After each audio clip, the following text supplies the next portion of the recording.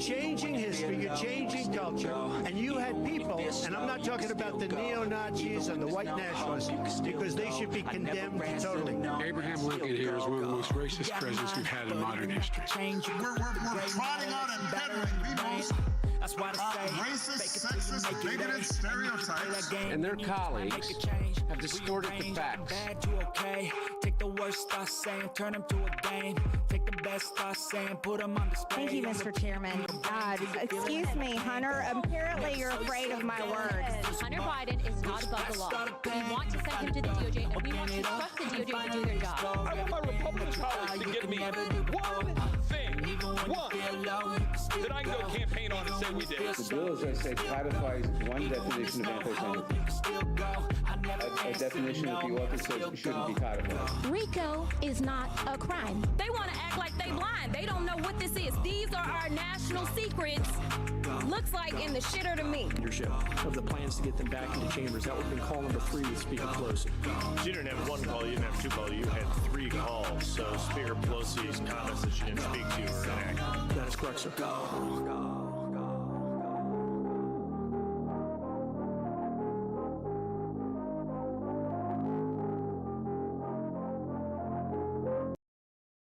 Use the bathroom. Me too. Well, kids, I told you to go potty back at the house. Oh, look, honey, we can pull over in a couple miles and let them pee in Uranus. Yeah, Dad. What? I want to pee in Uranus. I want to pee in Uranus too, Dad. Look, honey. Ain't nobody peeing in Uranus. How y'all doing tonight, ladies and gentlemen? Look, that is a little bit off still down there at the bottom. I can fix that while we talk about this. How y'all doing? I saw that. I thought it was funny. I brought it to your attention. See, bottom. Zero that out again.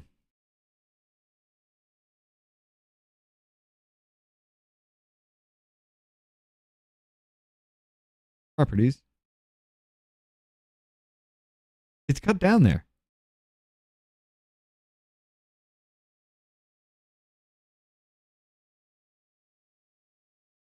I'll fix that later. Something I need to still work on then. Or I'm not gonna do it right now. Screw it. Y'all don't want to see that. Look. All right. We got Carolyn in the hall in the house, Louie on the other side, Muffin, third rail, Shorty's in the house here. Jonathan and Sober VTech over there on Rumble. How y'all doing tonight?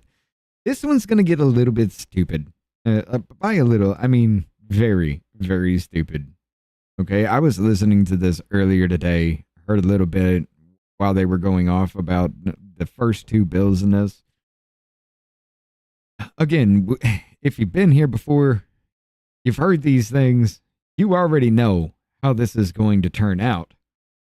It's all going to be a whole bunch of stupid lies and jerking each other off.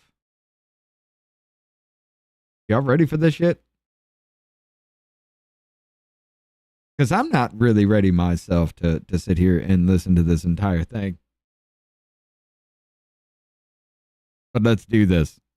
Come to order. Without objection, the chair is authorized to declare recess at any time.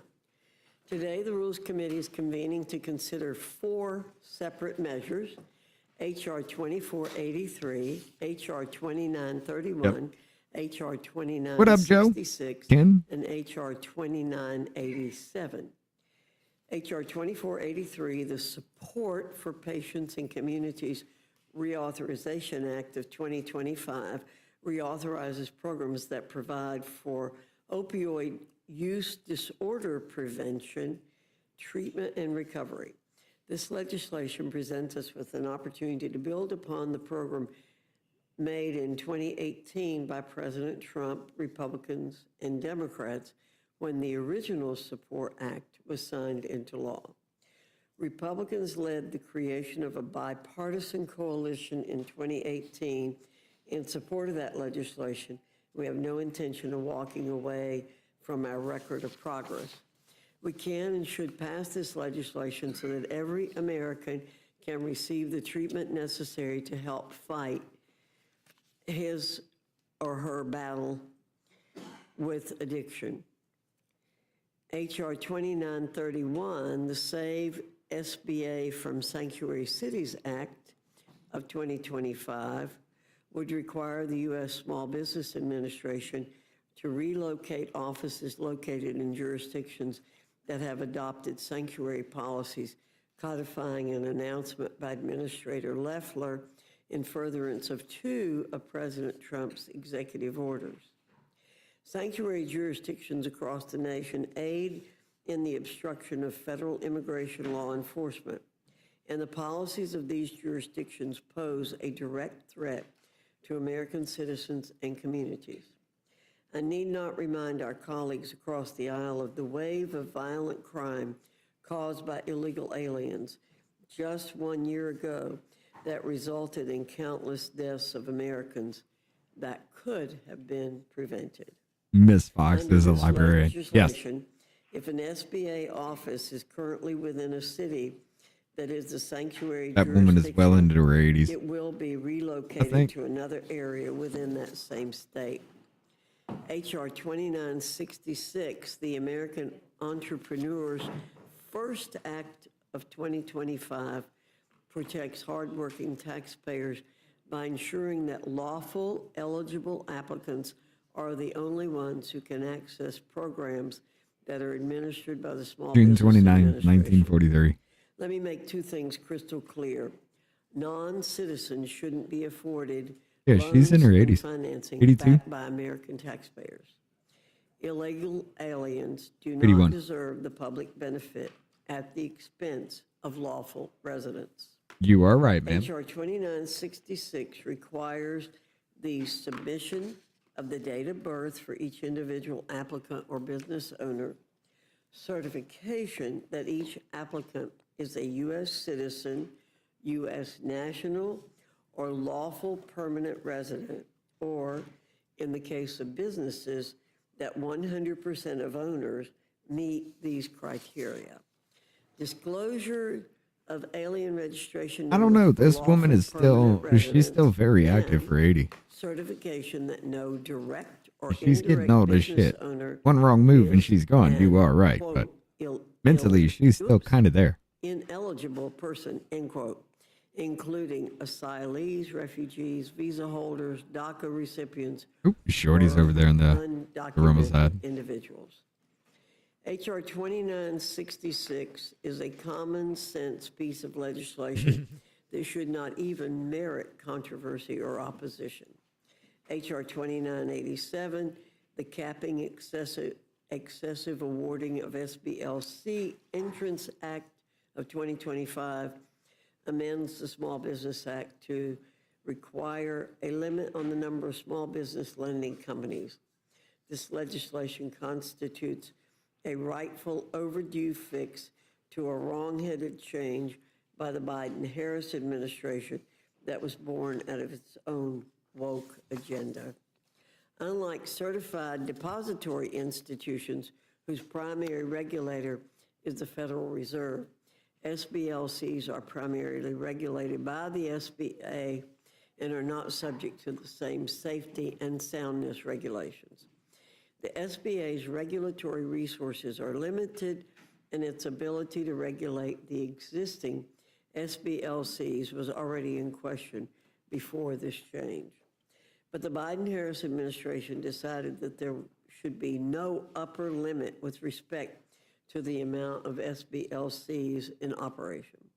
What? This move was met with bipartisan concerns for its obvious impact on loan program integrity.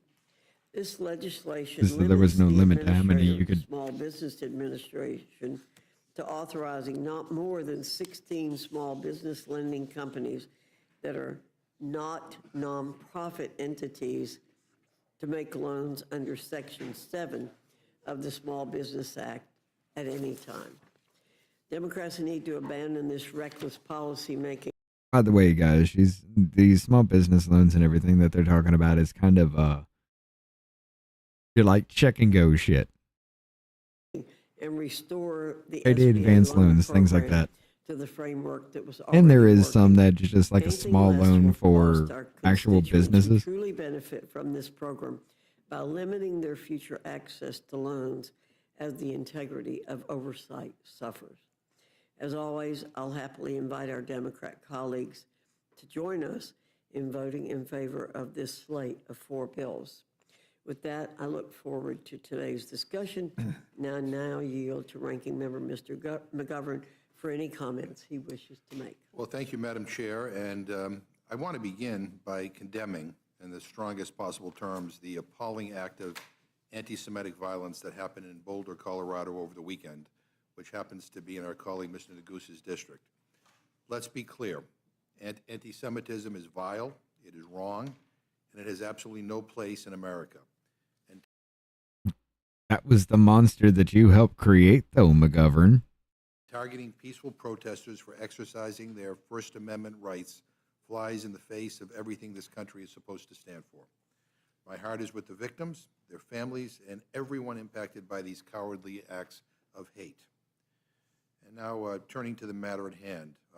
These bills before us are just another attempt to vilify all immigrants and distract from the Trump administration's disastrous failure to lower costs or do anything meaningful to help the people of this country.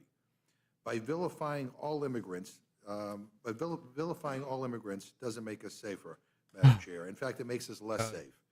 It tears families apart and it hurts people, including people like Carol Huey in Missouri, who worked 2 jobs to support her son, who's beloved in her community, and who has been detained by ICE. There is a powerful because she was story illegal, about her, which I would encourage every one of you to read, which I would like to insert into the record, entitled, okay, maybe she came here legally, overstayed her visa. She's been here because you didn't enforce your laws before. And now I'm supposed to feel sorry for her because she got lazy about her immigration process? And then somebody finally said, hey, time to get the fuck up out of here. a Missouri town was solidly behind Trump, then Carol was detained. I actually think that's why they never really cracked down on people that didn't follow through with their immigration, reports and everything like that. Everything that they had to do for that. I'm surprised they didn't do it before, but maybe they were testing. Maybe they were testing about, keeping them in the economy, what they do, and then all of a sudden they flood these illegals in. They want to try to get them through the amnesty system, or not amnesty, but asylum claim, and if they can't give them amnesty enough so that they can be documented, have an IETN, and sent out into the workforce. That kind of rings true with that document now, doesn't it? Even U.S. citizens are being swept up in overzealous crackdowns. That's not border security. It's cruelty for political gain. And to be clear, Democrats are not denying that there's a problem. We want smart, humane, effective solutions that keep us safe without sacrificing I'll turn our it to values. limited then, because I know it's offering is the opposite. I know it's System that mono. lets real threats slip through. My bad, Carolyn. Slip through while largely punishing innocent people. And that brings me to the bills that are before us today. One bill reauthorizes funding for programs that help communities fight the opiate crisis, something that I have supported. But it's hard to take Republicans seriously when Trump and his cronies are actively dismantling those very programs. If they were serious about this crisis, they'd stop undermining the solutions. Then we have the other 3 bills, which claim to support small businesses but do the exact opposite. DOGE already shuttered an What up, Boom SBA office, Shakalaka? How you doing? in my district in Massachusetts. What up, RP? Forcing rural small business Glenn's owners in the house to over drive there. hours to get to the nearest SBA office in Boston. Now, under this bill, if Republicans force the closure of the Boston office out of political spite, it will leave small businesses in Massachusetts with nowhere else to turn. It will have disastrous long-term consequences You're welcome, for Carolyn. the rural entrepreneurs and working-class families in my home state who rely on the SBA to navigate federal assistance and recover from economic setbacks, like the increased costs that they're facing because of Trump's reckless trade war. Because in case you didn't know, Trump's tariff chaos does in fact punish small businesses. Unlike the mega donors who bankroll Republican campaigns, small business owners can't hedge against that kind of volatility. Let me ask you something. You fucking shaved ass scrotum. Why is it?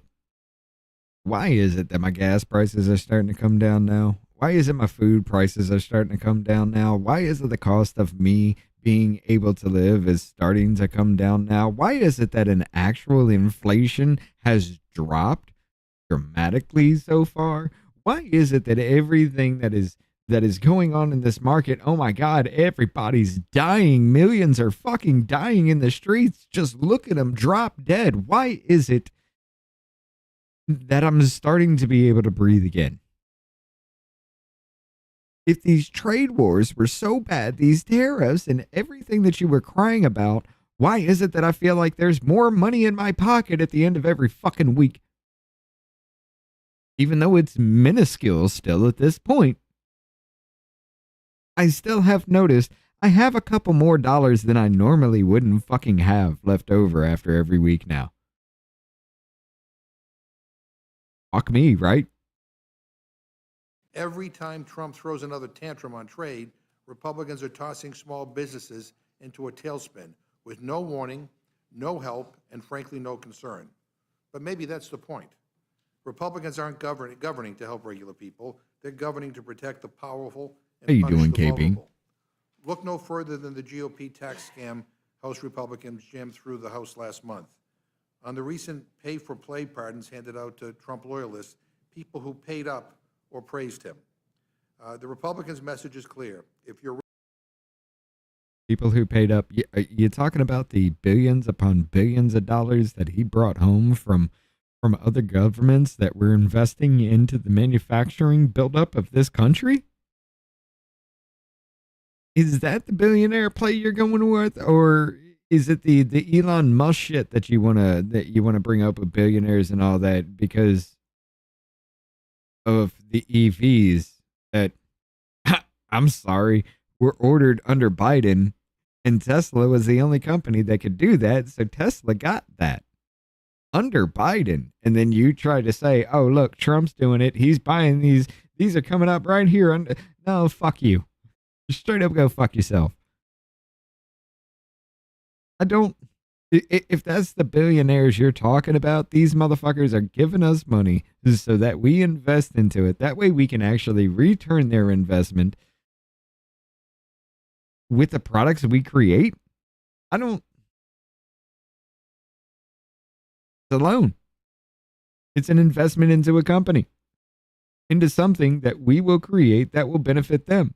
That's how that shit works. Do I like it? No, because that means we are beholden to other countries at that point in time. But am I sure that we will pay that off if everything goes right and we continue to function better than we have been for the past, at least the past 5 years? If we can pull back from that tailspin, yeah, I'd be comfortable. rich and you support Trump, Republicans will take care of you. If you're not, you're on your own. They're not in this for working families or small businesses. They're in it for themselves and for ultra-wealthy, for the ultra-wealthy who keep their campaigns afloat.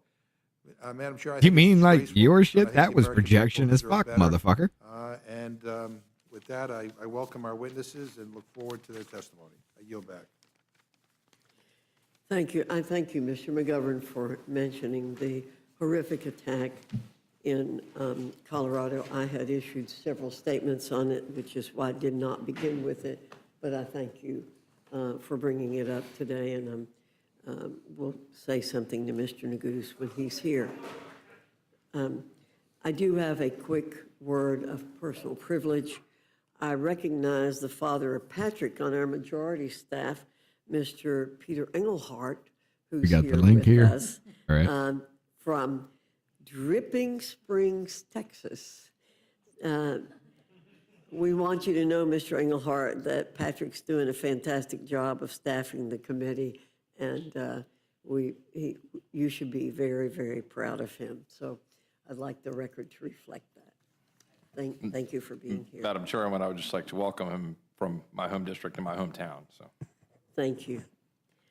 Without objection, any prepared statements our witnesses may have will be included in the record. I now welcome our first panel, Chairman Guthrie, Ranking Member Pallone, from the Committee on Energy and Commerce.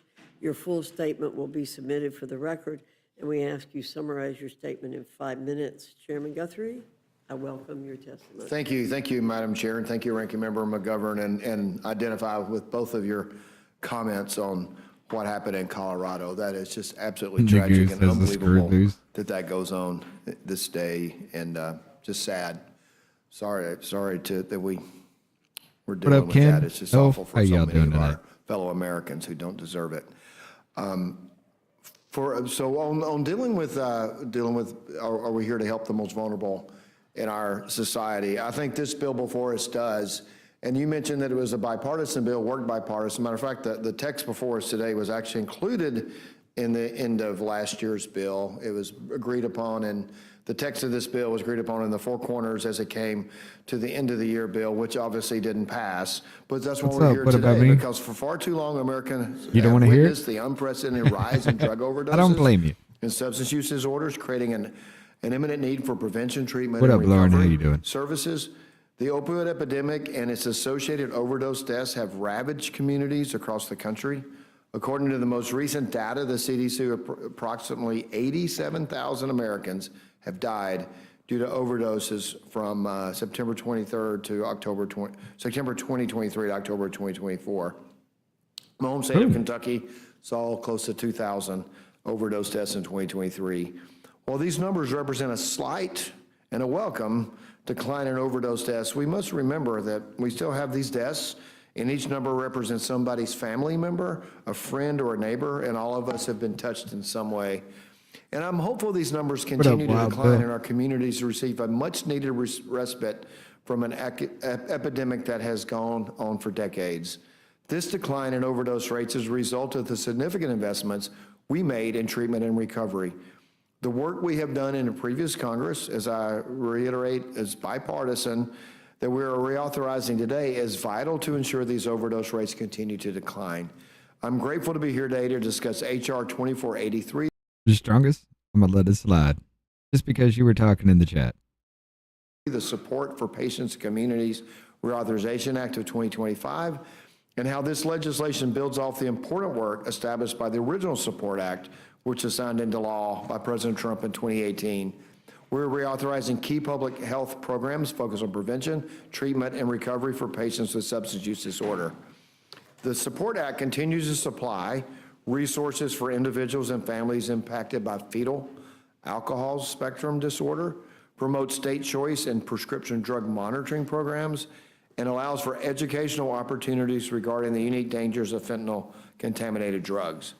I'm very proud of the bipartisan work members of the Committee on Energy and Commerce have put into helping craft this Support Act. This is a common sense bill that received a strong and bipartisan voting committee. Between both the 118th and the 119th Congresses, Energy and Commerce Committee members have heard testimony from nearly 30 experts on how lawmakers can improve policies related to prevention, treatment, and recovery for substance use disorder, as well as ways Congress can be more proactive in combating existing emergency drug threats. Y'all just keep gassing up K-Bean's head. Powerful testimony presented by Ray Cullen, who lost his son, Zach. He was just 9 days past his 23rd birthday when he was targeted by a drug dealer and ultimately poisoned by the drugs. Ray powerfully recited for us the prayer he read at his son's funeral. He and his family, along with many others, have experienced immeasurable pain from losing a child or a loved one. Their message is always the same. We need to get these lethal poisons off our streets and increase access to both treatment and recovery services for those who need it. I am hopeful that my colleagues will continue this bipartisan work with us in order to further provide these necessary resources so our communities are equipped with the tools to improve prevention, treatment, and recovery services for patients with substance use disorder. This legislation is vitally important. The Senate is ready to act. It is time to get the Support Act for Patients and Communities Reauthorization Act signed into law. I thank you for your time, and I'll yield back. Thank you, Mr. Guthrie. Ranking Member Pallone, you're recognized.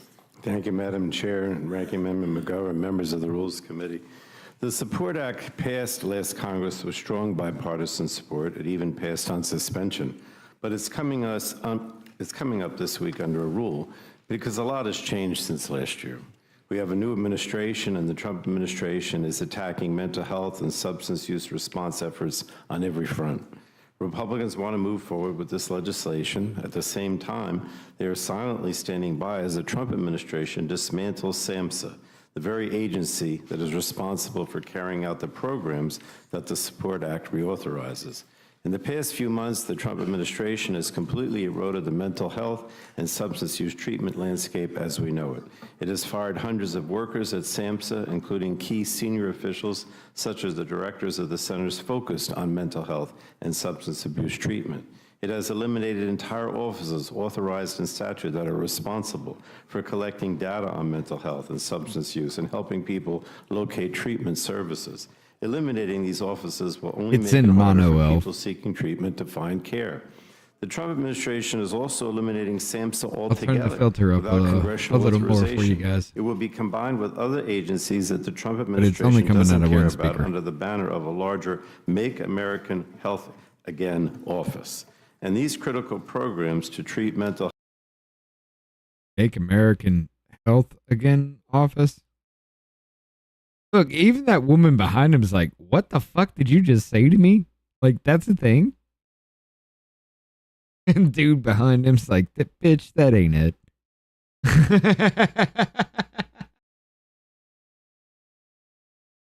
This woman over here, she's just like, are you, did he really just say that shit? health and substance abuse will be deprioritized or eliminated in favor of Robert Kennedy Jr.'s pet projects, like destroying Americans' access to vaccines. The Trump administration is also threatening our efforts to address mental health and substance use disorders by rescinding over $1 billion in essential funding that states rely on through block grants. Also, I will say this, Elf. These are all old people that barely know what a microphone is, all right? The administration has also proposed eliminating 40 different mental health and substance use programs, including 8 programs reauthorized by the Support Act. And this includes programs to train first responders who respond to opioid overdose calls, provide residential treatment to pregnant and postpartum women, and support people in long-term recovery. In fact, the Trump administration's budget goes further and proposes eliminating nearly all of the Support Act programs, as they propose to eliminate all so-called programs of regional and national significance, or PRNS. This is the umbrella under which nearly all of the support programs reside. And so let me be clear, this is not a budget proposal in the traditional sense. This is a roadmap for what the Trump administration plans to do unless the federal courts prevent them from proceeding. Their expensive and limitless, I should say, their expansive and limitless view of the president's authority knows no bounds. If DOJ wants to cut entire agencies, eliminate programs, and impound funds, they will do it regardless of the law and regardless of what you do here. Unfortunately, Republican majorities in both the House and Senate silently sit by and watch all the destruction and illegal actions. House Republicans have not conducted any oversight of this administration. Instead, they dodge and evade their basic constitutional duties to conduct oversight of the executive branch, ignoring the needs of their constituents out of fear, I think, of the wrath of Trump and DOJ. And to make matters worse, just 2 weeks ago, House Republicans passed the biggest cut in Medicaid in history as part of their effort to fund giant tax breaks for billionaires. Medicaid covers 40% of all Americans with opioid use disorder. Cutting the program will leave millions of Americans without access to life-saving care. And all of these actions completely undermine existing efforts to address substance use disorder in communities across the country. Americans will suffer, and yet this does not seem to matter to the Trump administration. So let me be clear. These decisions will have disastrous and deadly consequences on the millions of Americans impacted by substance use disorders. So I think the problem here, Madam Chair, is that Republicans are saying that we're going to conduct business as usual in Washington. We're going to reauthorize the Support Act. And if that were the case, that, you know, we were just reauthorizing the program, providing the funding. Wait, you're bitching about them just going business as usual when you are complaining and outraged when they don't do business as usual. Make up your fucking mind. What do you want? Do you want the quid pro quo, or not the quid pro quo, the status quo? Do you want the same dumb shit over and over and over and over and over again? Or do you not? Or is it that you're just trying to bitch and be against anything Trump is, no matter what, just so there's a D by your name? I don't fucking understand where you're even trying to come from with this shit. Not dismantling SAMHSA, I would join them in supporting this bill today, just as I did last Congress. But the Trump administration is not conducting business as usual, and I don't think Republicans are doing anything to fight back. And therefore, I can't support. Motherfucker, you just said this bill is doing business as usual, but the Trump administration isn't doing business as usual. What? The bill, while our mental health and substance use treatment Fire your fucking staffers, dude. They just made you look like a goddamn complete fucking retard to the American people who actually do listen to this mind-dribbling bullshit. Infrastructure is basically being attacked. I'm sorry, I'm going to be that dick tonight, guys. With that, I yield back the balance of my time, Madam Speaker. Madam Chair, I'm sorry. Thank you, Mr. Pallone. Chairman Guthrie, would you like to respond to anything the ranking member just said? Well, thank Well, I'm going to take Chairman Guthrie's point, and I'm just going to sit here and say, absolutely, ma'am, I appreciate it. Everything you just said was complete horseshit. You complained about not doing everything status quo-wise, and in the same breath, complained about doing everything status quo-wise, just because we're saying, yeah, these are things we actually do need to fund, but because Trump's in office, you want to just bitch and moan. I yield back. Thanks. I just want to say there has been a reorganization of SAMHSA, and you know, these are the programs that we support, and I strongly support these programs and fight for these programs. If the administration can do them more efficiently and they can do them better, as long as these programs get accomplished, that's what I want to work on. But if you look at the reduction in force at SAMHSA, my understanding is that the programs authorized in this piece of legislation haven't been affected by that reorganization, so that obviously states that the Trump administration has these as a priority as well.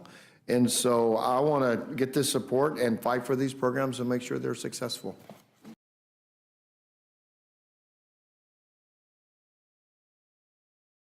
They write themselves, ladies and gentlemen. They write themselves.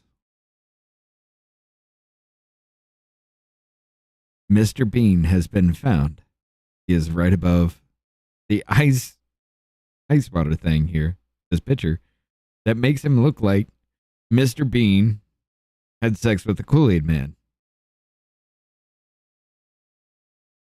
What in the act? You can't make this shit up. That's not Photoshop. That's actually fucking real. All right? Look, he moves and all. Chairman Guthrie, it seems that a lot. And all of these actions. I'm sorry, I went too far. The authorization in committee and here.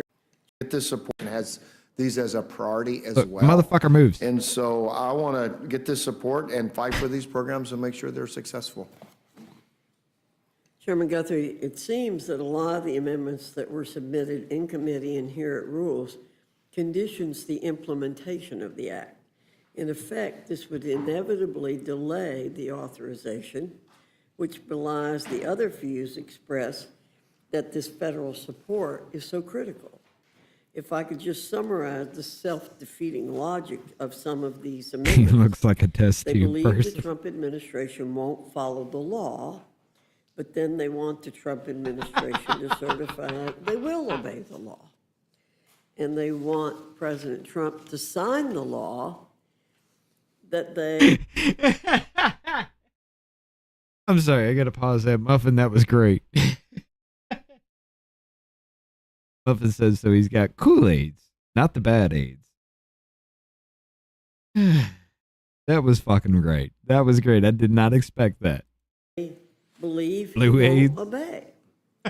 So if Democrats have problems with how the executive branch is dealing with appropriations, would it make sense to use the appropriations process to address their concerns and not jeopardize this bipartisan effort? Well, thank you. That's a great question, and we've seen the results. We do have lower number of instances of overdose deaths because, you know, one of the big parts of the bill is that we took naloxone off of prescription, that you have to have prescription for naloxone. So before this, technically, you know, if somebody had an overdose, you had to found them, call a doctor, get a prescription, send it to the pharmacy, go pick up the prescription, then administer it. By then, obviously, it was way too late. And so, by the way, I will say this, KB, the Blue AIDS thing, maybe, because these people right back here, these are the staffers for the people sitting at the bench right there. These are the people that are telling this motherfucker right here the actual facts, what's going on. We even sometimes, with a lot of these motherfuckers, they'll write up their speeches, their opening speeches. That's why everybody's fucking reading word for word, because they don't know if it was their own opening speech and they had that, they written it out, they would actually just look back to reference. And they'd be out here speaking just like I'm doing right now with the camera. And if I'm just reading something, I look down just to make sure I'm at the right point. The ones that are constantly just reading from paper over and over and over again, that's the voice behind them. So what was able to happen is that what I can tell you about House Rules is I actually love this, and this is why I pay attention to the background when I do these things, because these people right here are the staffers for the people talking. The fact that he feels so fucking confident he is not looking down at shit tells me that these motherfuckers did their job. Now it's with the emergency responders, and my understanding is it's even with people who has substance use disorder, they keep naloxone with them. So the point is, any delay can be deadly, and so he we kind of just want does to make look sure like Tim Walz, that we though. don't. And obviously, the appropriation process is the right place to if you want to fight the battle on appropriations, that's the right spot for this. Thank you very much. That motherfucker does look like Tim Walz. Well, thank you. And this is very serious stuff, I think, for all And he of us. looks like a bald sack. Drug addiction and overdoses continue to devastate families in my district and communities all across the country. Over 20,000 lives have been lost in my home state of Massachusetts alone to this crisis over the past decade. But in Massachusetts, we saw a 33% drop in fatal overdoses for the first time last year. I think what it shows is that public investment in treatment and prevention are starting to make... Wait, wasn't it last year that they weren't reporting to the system? No. Hold up. 33% decrease in your area for overdoses because y'all weren't reporting things like crimes and overdoses and everything. Y'all weren't reporting that to the whole system as a whole. Y'all remember that? Like, this is 75 major districts. This motherfucker, what is he? Maryland, I believe. Maryland was on that list. So when you say there was a 33% reduction, that was 33% of all overdoses not going reported into the federal system that you fucking check. A real difference. And that's why I, in the past, have supported many of the programs that would be renewed in this bill, including programs to train first responders on how to treat overdose, provide special treatment for pregnant and postpartum women, and help individuals in recovery See, that's why they don't want me in these things. But I'm also concerned. I'd call them out right there. I'm outraged, quite frankly, that the Trump administration is actively dismantling the way he said Massachusetts wasn't like a native. Moving forward. Now, the administration recently sent over more details about Trump's so-called budget, which proposes Ms. Fox is chairing the committee hearing. That American Jennifer, families rely on. thank you for the $1.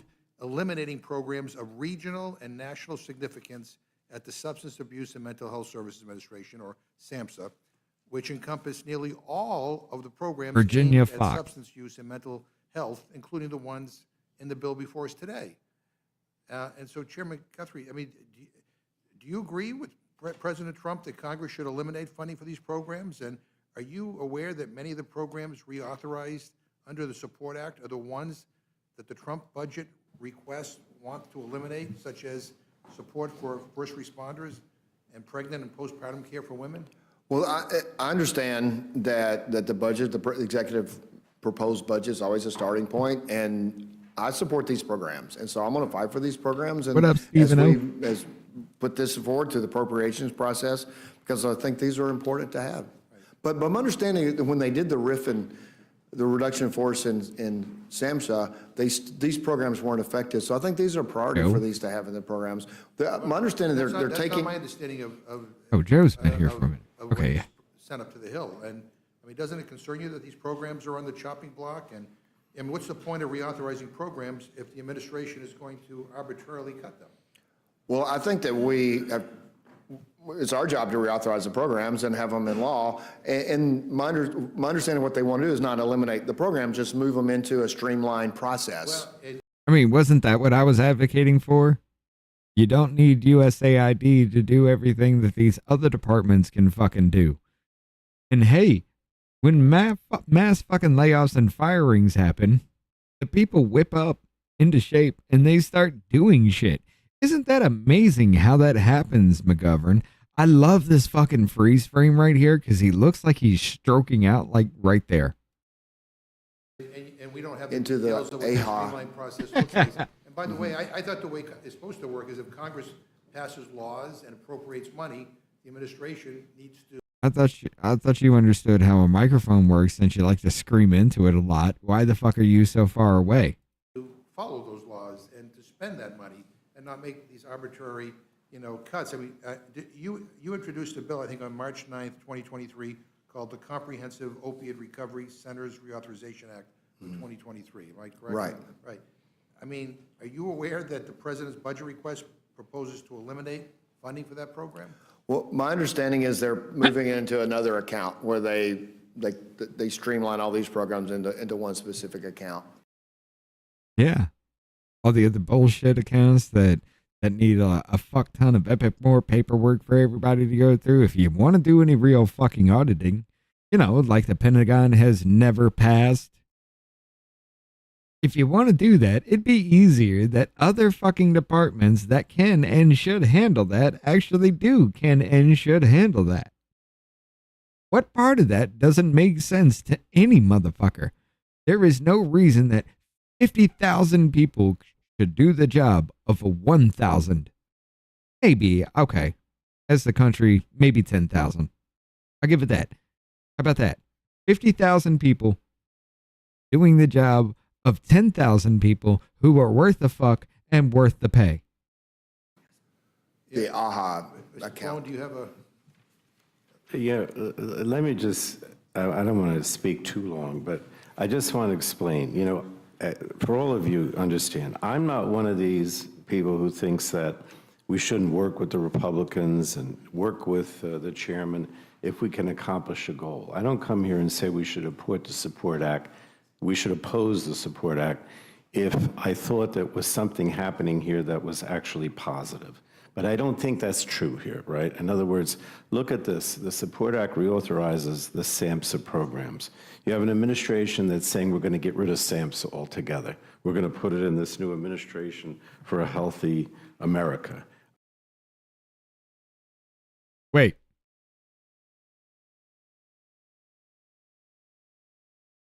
MAHA, M-A-H-A, is Make America Healthy Again.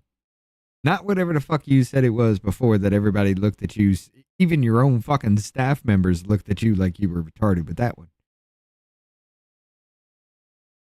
But because we're cutting a lot of bullshit that causes a lot of government jobs that shouldn't be, that waste our tax dollars that shouldn't be, because these people ain't worth a fuck in the first goddamn place,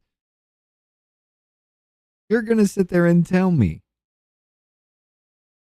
that reducing the workforce in the federal government so they're not reliant off my tax dollars to survive and then complain like whiny little fucking bitches because they can't do their job, kind of like your sound guy in these committee hearings.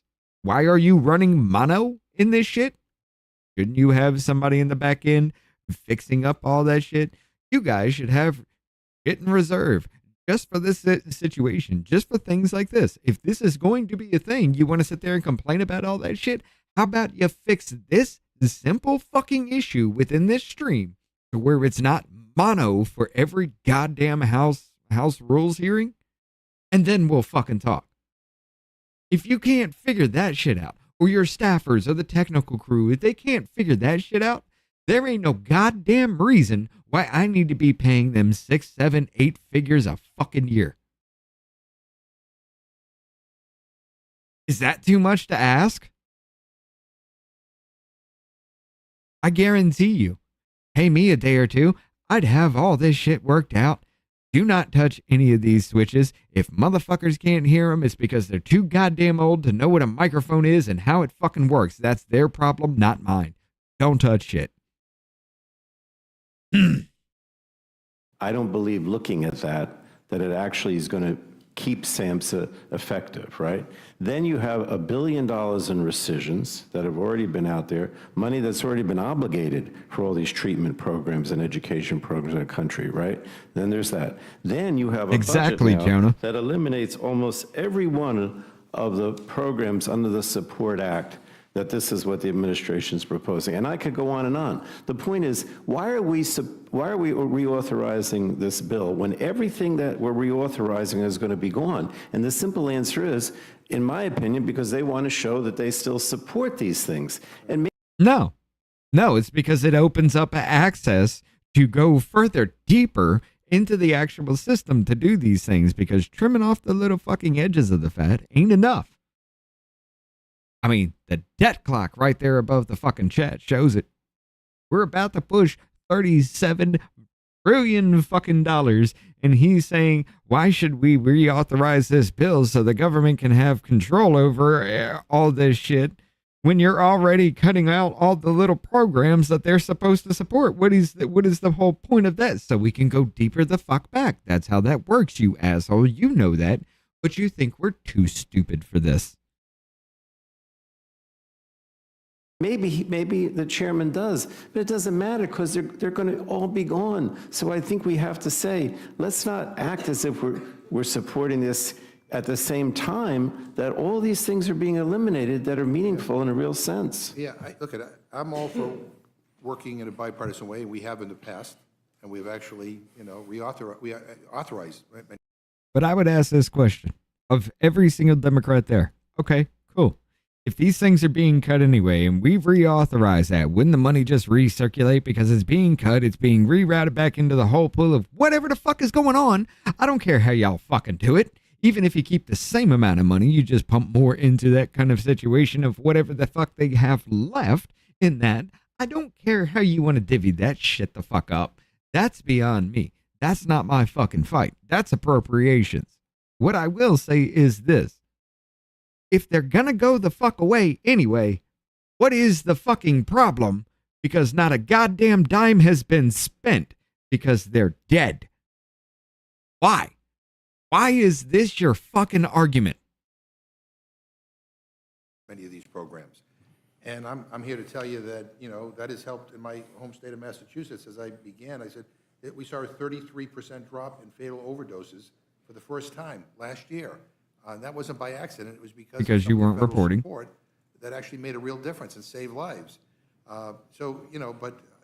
This isn't just about what the Trump administration is proposing to do. It's about what they're already doing, right? That's correct. Taking a sledgehammer to SAMHSA, the federal agency tasked with administering our federal response to the opiate crisis, by firing hundreds of federal employees and closing offices around the country. That weren't doing shit. So, Chairman Guthrie, they've federal employees that weren't doing shit, closing offices around the country that were unfucking used. We were paying money for them to just sit there. We were paying upkeep for them to be buildings. They were going unused with millions upon billions of taxpayer dollars just in furniture sit unused in these fucking buildings. And then we paid janitors and maintenance and everything just to keep it running, security to keep it, to protect an unused building. So because that property goes the fuck away, all that shit goes away and you're crying about it. Because we give off buildings, we sell off shit that we're not using. We get money from the sale and we don't have to pay for it anymore. We're not going to get as much money back. I get it. But what the fuck are you complaining about? There have already been massive cuts at SAMHSA. I understand that Ranking Member Pallone and his staff on the Energy and Commerce Committee have yet to receive a response to their repeated inquiries as to how many staff have actually been fired and which offices have been closed. Have you or your staff received that information? I don't have knowledge that I have that information. I'm not saying that we haven't, but It would seem to me like this is information that we should have, but especially as we consider the Support Act reauthorization, which will require adequate staff. How about we fire them all and rehire them again then, asshole, if you want to act like that. To implement all this stuff. So, as we highlighted at the last rules meeting, President Trump and congressional Republicans are also attempting to rip health coverage away from nearly 14 million Americans through cuts to Medicaid and the Affordable Care Act by refusing to work with Democrats to keep the enhanced premium tax credits in place. Are you aware that more than 1 million people receive medication treatment for opioid use disorder, the gold standard for opioid addiction treatment through Medicaid? And we exempt that in the work requirements. It is in Medicaid. And we exempt in the work requirements for able-bodied, we specifically define out in statute that people suffering from sexual disorder treatment are exempted from that. Well, data from the Joint Economic Committee shows that most Medicaid patients who receive medication. I will admit this. Mom's Mysteries Mayhem, thank you for the gifted sub there. And that goes to Sober VTech. But I will admit this. Usually the dude deep throats the fucking mic. Like he is like, it's over fucking, it's an overdrive for his ass. Treatment for opioid use So disorder, limit that. At least I don't have to hear that shit. So through the Medicaid expansion. So if you want to combat the opioid crisis, I guess I can't turn that up anymore without blowing eardrums for everybody else on it. Everything else. But the president also says he wants to eliminate SAMHSA altogether. And as a reminder, this is the federal agency responsible for combating the opiate epidemic. Do you support eliminating SAMHSA? What I support is making sure these programs are implemented and the missions are implemented. If there's a way to offer up that we can look at and take through our committee and hearings, and they're going to do it more efficiently and better, as long as the core mission is accomplished, I'm open to listen to that. But absolutely, we've seen, as you said, the decrease in deaths that have happened from our work and our legislation.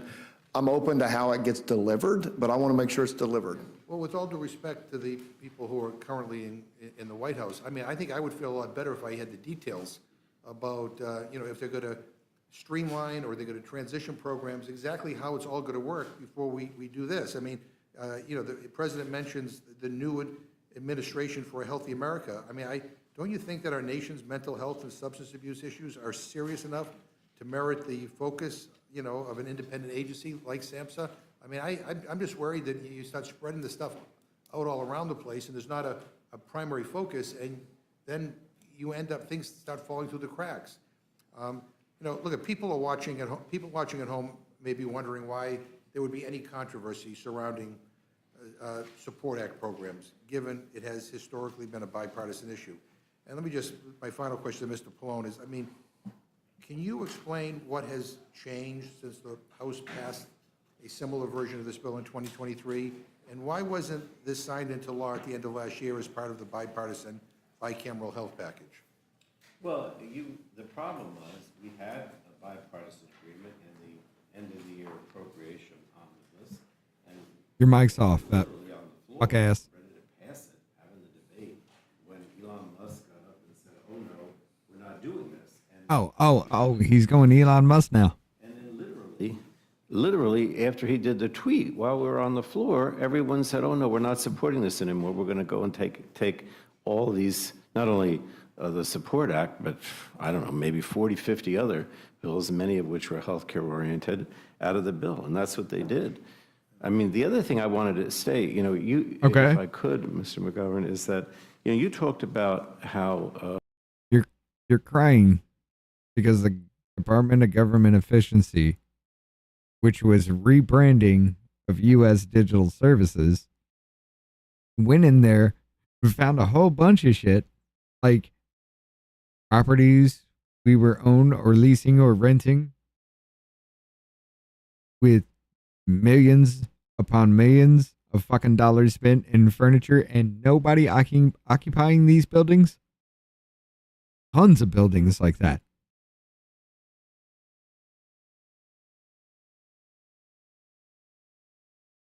You're crying about this. The same shit they were supposed to be doing, rebranded, they actually fucking did, and you're crying about this. This is what I'm talking about. This is what I'm talking about. When 20 government employees, probably Doge, went through 1.3 million student visas. Out of that, the 6,400 pop back with a possible crime that they could be evicted for. Out of those 6,400, 3,000 had their student visas revoked. That is a stellar fucking record all the way through, from the 20 fucking agents that did it to the 1.3 million that only 3,000 of you had to go. That's what I'm looking for. These programs, SAMHSA and the other Support Act programs, exist in your district and how effective they've been. The bottom line is, as you know, and I think most of the members of the committee know, most of this treatment and education that's effective is done on the local level. Right. And that's the thing, one of the biggest things I'm concerned about is that the elimination and really all the money that goes to these programs of regional and national significance. And that's the umbrella which you get all these local programs, treatments, and that's the roadmap, if you will, of the Trump administration to eliminate all this. Yeah, and let me just, Chair Guthrie, look, I know we all share the same commitment here. We want to see overdoses and deaths go down in this country due to the opioid crisis. I just worry that by just kind of putting all of our trust into the administration without the details, that we're making a very, very serious mistake. That some of these programs are going to fall through the cracks. Some of what's working, as I said in Massachusetts, it is working. We can document that it's working. I know it's working in other parts of the country. That we all know this, and we're having these discussions, but it's not being translated at the executive level. And I don't. It's not being translated at the executive level because what you're going off of is bullshit. And the American people know that. Again, I called out how you were saying 33% decrease in my area. That's because you weren't reporting, dick suck. I don't want us to go backwards. I want us to go forwards. And I'm just afraid that, again, what the administration is proposing in their budgets and in their statements, and, to me is frightening. And the lack of details from the administration is also not reassuring to me. And so I will say this, though. After the death of his, I think it was his daughter, right? The dude hasn't been so much of a dick. But usually he's just like deep-throating that mic, yelling at people and calling them all stupid. I just say that. What up, Rick? How you doing? I know that you care about this stuff as well. With that, I yield back. Thank you, Mr. McGovern. Mr. Roy, you're recognized. I think, Chairwoman, and I'll be brief, I think, Chairman Guthrie, is the administration simply trying to reconcile a post-COVID universe with respect to how much we're spending on programs and try to get our budget in shape in a post-COVID world and maybe try to return to a pre-COVID trajectory or better? Is that not a fair statement? That's accurate. My understanding is if you look at the reduction in force in HHS, these programs have not been effective. So it shows that even though they're reducing force, the administration makes this a priority. The other thing is, how do you streamline these programs into a more efficient, better way to do business? And I think we should be open to that. We won't go into it blind. We'll obviously do our homework, but you're correct. Well, I think the chairman, and I think that is too many lawyers are in our government. An appropriate thing for the administration to want to do in terms of what they're doing with resources. Now, I will say, I'll support this rule. I did not support this bill when it came to the floor last time, as the Support Act or whatever the language was. But we all have districts, and the gentleman from Virginia does, and we all do. We all have districts where we've got folks for whom programs are very important, people who have opioid addictions. Obviously, we've had a fentanyl crisis. We have all these different issues. I would note that, I saw a headline the other day in the Post or the New York Times or somewhere saying, well, we're trying to figure out why fentanyl seems to be going down at the border. And I'm like, well, I wonder why. I wonder why that might be happening. Maybe if you actually secure the border, maybe you can minimize some of the fentanyl flow. But putting that aside, we still have people with massive addiction problems, and we have programs that are beneficial. I have people who come to my office. Many of you know I'm a cancer survivor. I have people come in asking for support for money for cancer programs. People ALS support programs. One of my dear friends passed away from ALS. We all want programs for people. I happen to just believe that you got to deal with that through civil society at the state and local level, and that we're $36 trillion in debt, and we're at best case scenario with the budget that we put forward, still looking at $2 trillion in debt a year, give or take, depending on economic growth. My colleagues on the other side of the aisle will say, don't worry, tax the upper brackets. Okay. I mean, I asked CBO to give me some numbers. If you tax people who make over $5 million at the 43% rate, which was the rate at the end of the Clinton era and in the 2000 range, it would give you about $300 billion over 10 years. Okay. Putting aside the dynamic impact, that's $30 billion a year. My point is just, that ain't the problem. I mean, it could be, we could put that into the mix, but that ain't the problem. The problem is we keep saying yes to every program under the sun.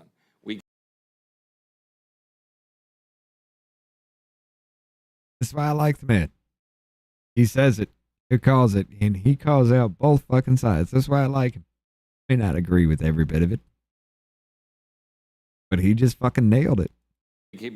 President Reagan said in a great interview with Johnny Carson, he said, every proposal that a member of Congress puts forward should come with a tax increase attached to it.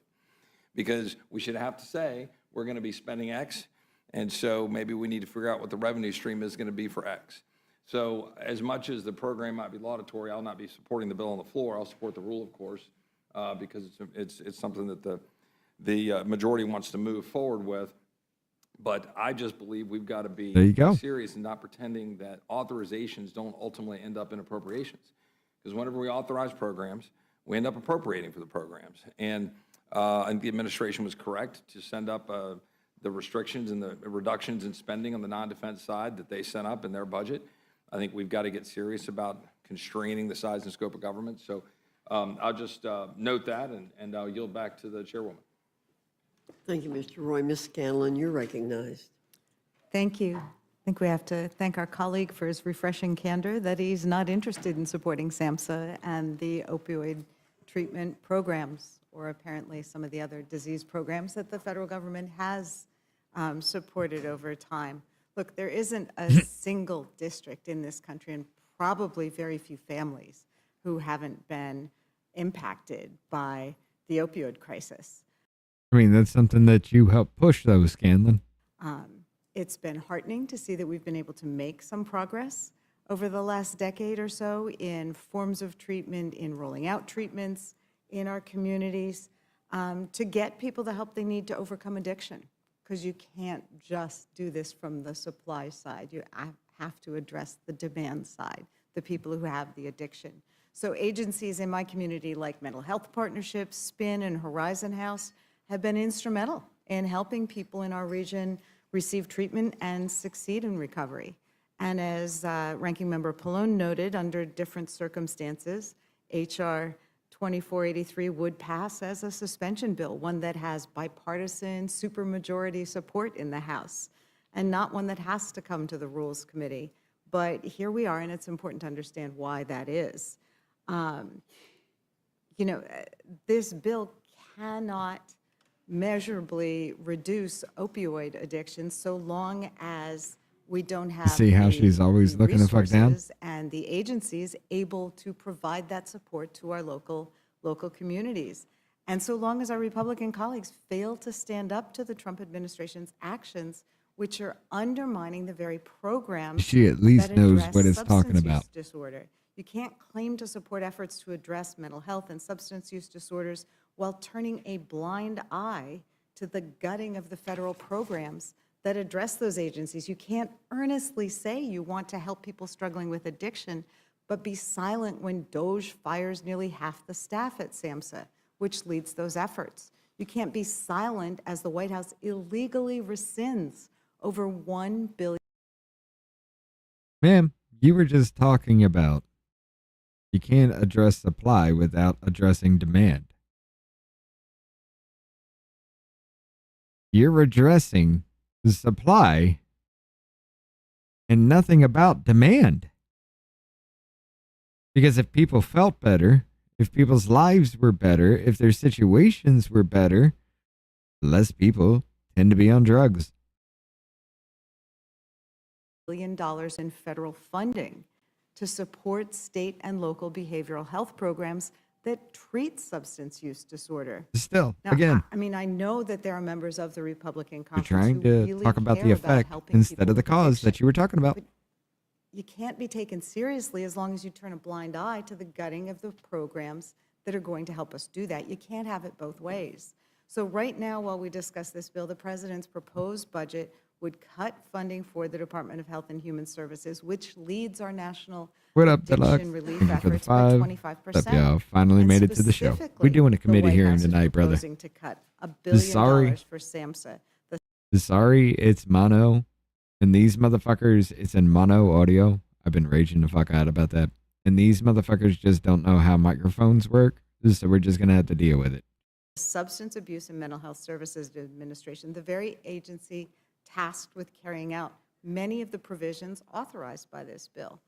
DOJ and Secretary of Health and Human Services, RFK Jr., have fired thousands of employees and rescinded hundreds of existing grants that were already committed that agencies, our local agencies, were relying upon. So you can't be silent in the face of those actions. You know, we're obviously ready and willing to. Are we work jumping with our pages now? colleagues to provide real You don't want to talk about the solutions rest and of it? resources to fight the opioid crisis that is devastating far too many communities and far too many families. But it's important that we're honest with the American people and not say that this bill is going to provide those solutions or resources when under current conditions it cannot. Representative Pallone, you talked about the local level and how these programs have to be implemented at the local level. And we've heard from both of our witnesses here today that SAMHSA is actually having success. We are meeting some of the challenges of opioid abuse. I met with our community mental health providers in April, met with about 15 of the different agencies. These are the people on the front lines, meeting people with addiction, where they are, bringing them into treatment. And if anyone here has had family members who've been addicted, you know it's usually not the first time that you try to get someone into recovery, that it sticks. So it's an arduous process for everyone involved. And I heard from our local agencies how much they rely upon the expertise of SAMHSA, how much they rely upon the federal funding to do their job. And quite frankly, at the time they were reeling because many of them had just gotten these notices from the federal government, like so many of our nonprofits are getting, saying, your program no longer meets the priorities of our agency. I mean, I think that says that the agency's priorities are misplaced at this point. This is money that Congress has appropriated. Jerome had to jump to money Rumble, that our though. communities are relying upon. I understand the desire Thank you for to the disrupt 5, Deluxe, bureaucracy, over but there we on seem Rumble. to have a bureaucracy here that is working for folks, and disruption for the sake of causing chaos doesn't help any of us. You got to have a plan for how you're going to make it better, as opposed to just tearing. Wait a minute. Last time we heard from you, you were talking about how bureaucracy was wrong, and you're like, "This is a bureaucracy that's working," and y'all are talking about taking it apart. I don't understand, but yet have given no hard numbers about anything about your programs or anything. You just talked about them and how they could lose funding. I'm sorry, if the turnover rate and recidivism rate isn't matching the fuck up, we need you to get the fuck out, because then I'm just wasting money for no fucking reason. Yeah, you might get one or two that would get help, but if it's just a high turnover rate, like many places really are, that's just about revenue. That's about taxes. That's about income for you. That's about keeping your people fucked up on SSRIs and then having them come back to psychiatrists all over the place and keep switching it up until your brain doesn't know your left from your fucking right. Yeah, that's what we need to do, right? Things down. So Ranking Member, can you speak a little bit to the impact on the agencies that are doing this work in our communities of what we've already seen and what the proposal in the president's budget would do? Absolutely. And let me just say, look, we're an authorizing committee, and, we can talk about the funding, which is so crucial. But, I never liked the idea of, my getting up or any of us on Energy and Commerce getting up and saying, oh, we authorize this program, and then there's no money for it, right? Because it's just not fair. You're kind of given the impression you're doing something when in reality you're not. And so that's my biggest concern here. I don't want to act like I'm doing something when in fact I'm not. In fact, it's the opposite, right? And the other thing. But you're doing that right now because you act like you're doing something. Like it's going to be done anyway, but it's not. Because you don't even know what the fuck you're talking about. You just keep rambling on, trying to do the grandfather speak and just kind of talk like this and just all over the place. And just this tone of voice where everybody's supposed to take you seriously just because you talk this way, even though your own fucking staffers have to looked at you like you were mentally retarded. Thing is, you pointed out, is that, SAMHSA doesn't just provide the funding for these local programs, they also provide direction and education. Mm-hmm. This isn't just about treatment. Treatment, obviously, very important, but it's also education because, it's kind of like you said, there's three things. One is the enforcement to try to make sure that the fentanyl doesn't come in, which, Mr. Roy mentioned. And then there's the funding for the treatment for people that, need help. But there's also the education, because I don't think we're going to ever eradicate, drugs. I mean, there are people that literally think that, they're going to take opioids. We got to continue the grift because people aren't ever going to get off drugs. And after they go to the hospital, whatever, and it's going to be okay, and they're going to be fine, and they get addicted, and they need treatment. I mean, a lot of people are not intentionally taking drugs. They take it after they have an operation or something, and then they find out when it's too late, that this has addicted them. So you need all. Granted, there is an actual problem with that. But that's because it's overprescribed and readily available and incredibly cheap. Because our doctors are now nothing but legal drug dealers. All of this. But the bottom line is it's expensive. And Mr. Roy is not wrong when he says it's expensive. But what's the alternative? The alternative is that people just die and we don't deal with it. I mean, it's always a question. A budget is about priorities. And what the Trump administration is saying, in fact, this is not a priority. Mm-hmm. We're going to rescind $1 billion. This is not a priority. We're not going to fund these programs in the future. This is not a priority. And most of this treatment is done at the local level. So if you take away the money and you don't give the grants, as I talked about with these, regional and national significance, they're not going to have the money. And right now, even though they're making a lot of progress and everybody's admitted that, there's still not enough money and there's still not enough treatment plants. And if anybody here thinks, and I don't think you do, that you can do this privately, forget it. I mean, have you checked out some of these ads on TV about these treatment programs and how much they cost? They're not covered by, thousands and thousands of dollars, way beyond the reach of the average person if you got to pay for it all privately. So exactly, that's Rick. the best I can say in response to what you brought up. Well, I think you're right, and it is about priorities, and it is about where we invest the taxpayers' funds, and I think investing in people to help them get rid of the substance abuse. I mean, I've heard from so many of our union members, someone gets injured on the job, they end up being given some medication to get over it, and then they get hooked, and they're in this situation. There's just so much going on, and of course, just telling people, we're all going to die doesn't really cut it. I think we do need to invest in these programs. I think the way that So why are you trying to tell everybody that we're all going to die because Orange Man is in office if you've just admitted, granted, it's just for this. You just admitted it doesn't work. So why are you going to sit there and still reach out and say people are dying?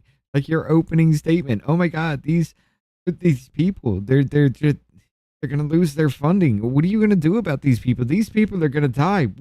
We don't need to grandstand here and make it about people dying. What the fuck just happened? Money has been pulled out from under these programs is a huge problem. And we're talking about a lot of programs that are not these, top dollar, tens of thousands of dollars in cushy conditions. We're talking about places that are meeting people where they are in our communities, day programs, et cetera, and they're really, really necessary. So I think we need to make it a priority of our agencies and administrations, and you can't do that without funding or personnel to administer it. So thank you for your testimony. Thank you. Thank you, Ms. Scanlon. Ms. Fishbach, you're recognized. Thank you, Madam Chair. That And rambling Chairman Guthrie, is there retard anything shit you'd like just got her to respond backtrack to everything she regarding opened the with. last questions I and just want to say answers? that we agree that people with substance use disorder, and Mr. McGovern also brought up that a lot of people get their treatment through Medicaid. This motherfucker's like, And- I'm not and I just letting- want I'm not letting to this stress slide. that we specifically exempted people with substance use disorder, and we wanted to define, and I believe we strongly defined that the people who have to work to get Medicaid are Nice, able-bodied.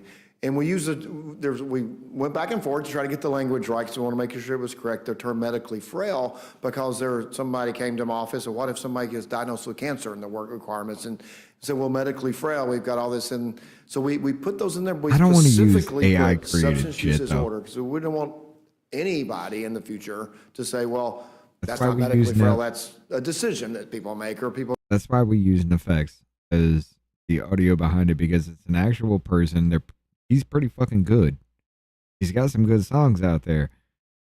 And it's all copyright free. He just lets it go and just wants creators to use it. So yeah, I'm gonna fucking use it. People get addicted to that. And I just don't like AI I just created wanted shit. to say that we specifically did that. And then the reduction in force in SAMHSA, I would still bring out that these programs have been a priority. Even with reduced staff, they're focusing on these programs. And we look forward to listening to the proposal from the administration. And we want to make sure that, I think most members of Congress want to see this move forward.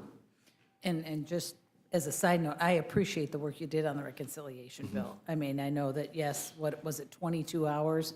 But it was far more. 26, wasn't it? Well, it was far more hours than that, Yeah. honestly, because you had worked on it for months before. So I appreciate Thanks. that. And I think you really did. You were able to thread the needle on that and make sure that the program was still, was strong, and that the people that needed it will get it. Thank you. And Appreciate so that. I appreciate that. And with this bill, I appreciate you bringing this one forward, because, I hear from law enforcement and from medical professionals in my district that we need programs, and I think this will help strengthen the ones that Trump put into place in his first term. So I appreciate you bringing this forward, and I just wanted to actually give you the opportunity to respond, and I appreciate Thank that you you. did. Miss So with Fishback. that, I yield back. Thank you, Ms. Fishbach. Mr. Langworthy, you're recognized. Yes, Chairman Guthrie, thank you for being here today. Ranking Member Pallone, it's always Oh good God. to see you. Here we go. Langworthy. Multiple people have pointed out already, we've seen real decline in the numbers, in positive. Because you weren't yardage being reporting. made on this crisis. I mean, we went from 83,000 overdoses in 2023 to just under 55,000 in 2024. How has the support for patients and communities that contributed to this decline, and how could this positive trend be impacted if we don't move forward with reauthorizing these underlying programs? Well, the biggest effect on overdose deaths. So we try to look at what's the difference in overdose deaths and just incidents of overdoses, overdose deaths, where the training for the emergency professionals, Dude, it's back. the access of naloxone on the spot, so you didn't have to, by the time you have someone Look at it. that's overdosed, you discover that, and you have to go to a pharmacy to get a prescription, is obviously the time is just critical, the timing. So that's been the biggest part of it. Kool-Aid, man. But I know in Had a my baby state, I with can Mr. tell you, B. and a lot of it through Medicaid, that's why not just because it's my state, but I understand it and work to exempt, is that people have access to this treatment. couldn't because of plan that Medicaid. better And if lot I of had a state green legislators, screen. When some of the proposals were being bandied about in the bill, the reconciliation bill, and I think access to treatment, but I don't, you can't dismiss just the access to life-saving naloxone, which my understanding is one of the other, it starts with a Z. All right, have a good night, I don't know what I can think of right now, doesn't respond to naloxone. And so that's a scary thing that we have to focus on as well. All right, well, thank you, Chairman Guthrie. I do think our colleagues across the aisle here need to take a little bit of a break from the never-ending opposition to President Trump and the administration, and remember that programs under this bill work, they should be reauthorized, and they can continue to help save lives in communities across this nation in all 50 states. And with that, Mr. Chair. What were you given, Langworthy? You usually bitch and complain about everything, no matter what, left, right, and center. What were you given in this? Chairman, I yield back. Thank the gentleman for yielding back. Now recognize myself for questions that I may ask. Good to see you both. It's always good to work with you both. And I don't know, we have sober. disagreements, but we try to work them out. One of the things that concerns me, Chairman Guthrie, is some of the programs inside the Support Act are programs that are already helping. Oh, That's God, part Wes. of the reason I why feel we sorry have for had you, a brother. reduction. It's not the only reason, but it's part of the reason we've had a reduction in the overdose deaths, et cetera. Can you talk about the importance of Section 103 of the Support Act that would bolster the ability of prescription drug monitoring programs to track the prescribing of prescription drugs both within the state and across state lines? Well, it's vital because one of the big problems that we saw in my home state, I was actually in the General Assembly when this first kind of took over, the first wave. A lot of it was in Appalachia, and a lot of it was in the Medicaid community. And it was legally prescribed drugs that I know judiciary and others have taken on with it. Just in Virginia, we see in West Virginia, just the overprescription of OxyContin and those drugs. But in that time, what people would do is get a prescription and go from pharmacy to pharmacy to pharmacy and just get drug after drug after drug. This prescription, so actually it was Hal Rogers, who I'll was change the our chat colleague, over the to Dean. Rumble Dean after they're Rogers done arguing put this in a shit. program that he got through appropriations process, wasn't authorized, got through the appropriations process to help set up that people could, that if you went to I won't call out any of my cities, but if you went to this city in Appalachia's pharmacy, and you went to this other one on the other side of the hollow, then they knew it. They knew it. Well, the problem also came if you're in my great state. I'm 26 miles from the Tennessee border. You're right on the border with my Commonwealth, and so going across the border, that's when we have to do it. This is one thing that really needs to be federal, because you can't just have a Tennessee system or Virginia system, a Kentucky or a New Jersey, New York system. I know the tunnels there. You can just go back and forth pretty easy. It's important that this piece is federal because people can go across state lines pretty easily, and Which is what people that are on the neighboring cities or neighboring counties in Alabama actually do for lottery. Everybody knows somebody in the state that lottery is chosen from. Give them a little bit of money on the side if you win.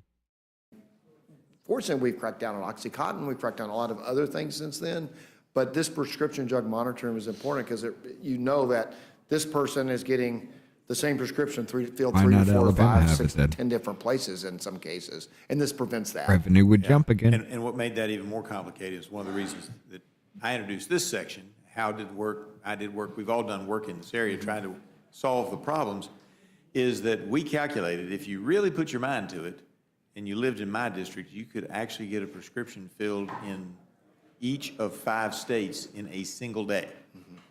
Because if you'd have to work it. You'd have to start early in the morning and go to whenever the pharmacy closed down that evening.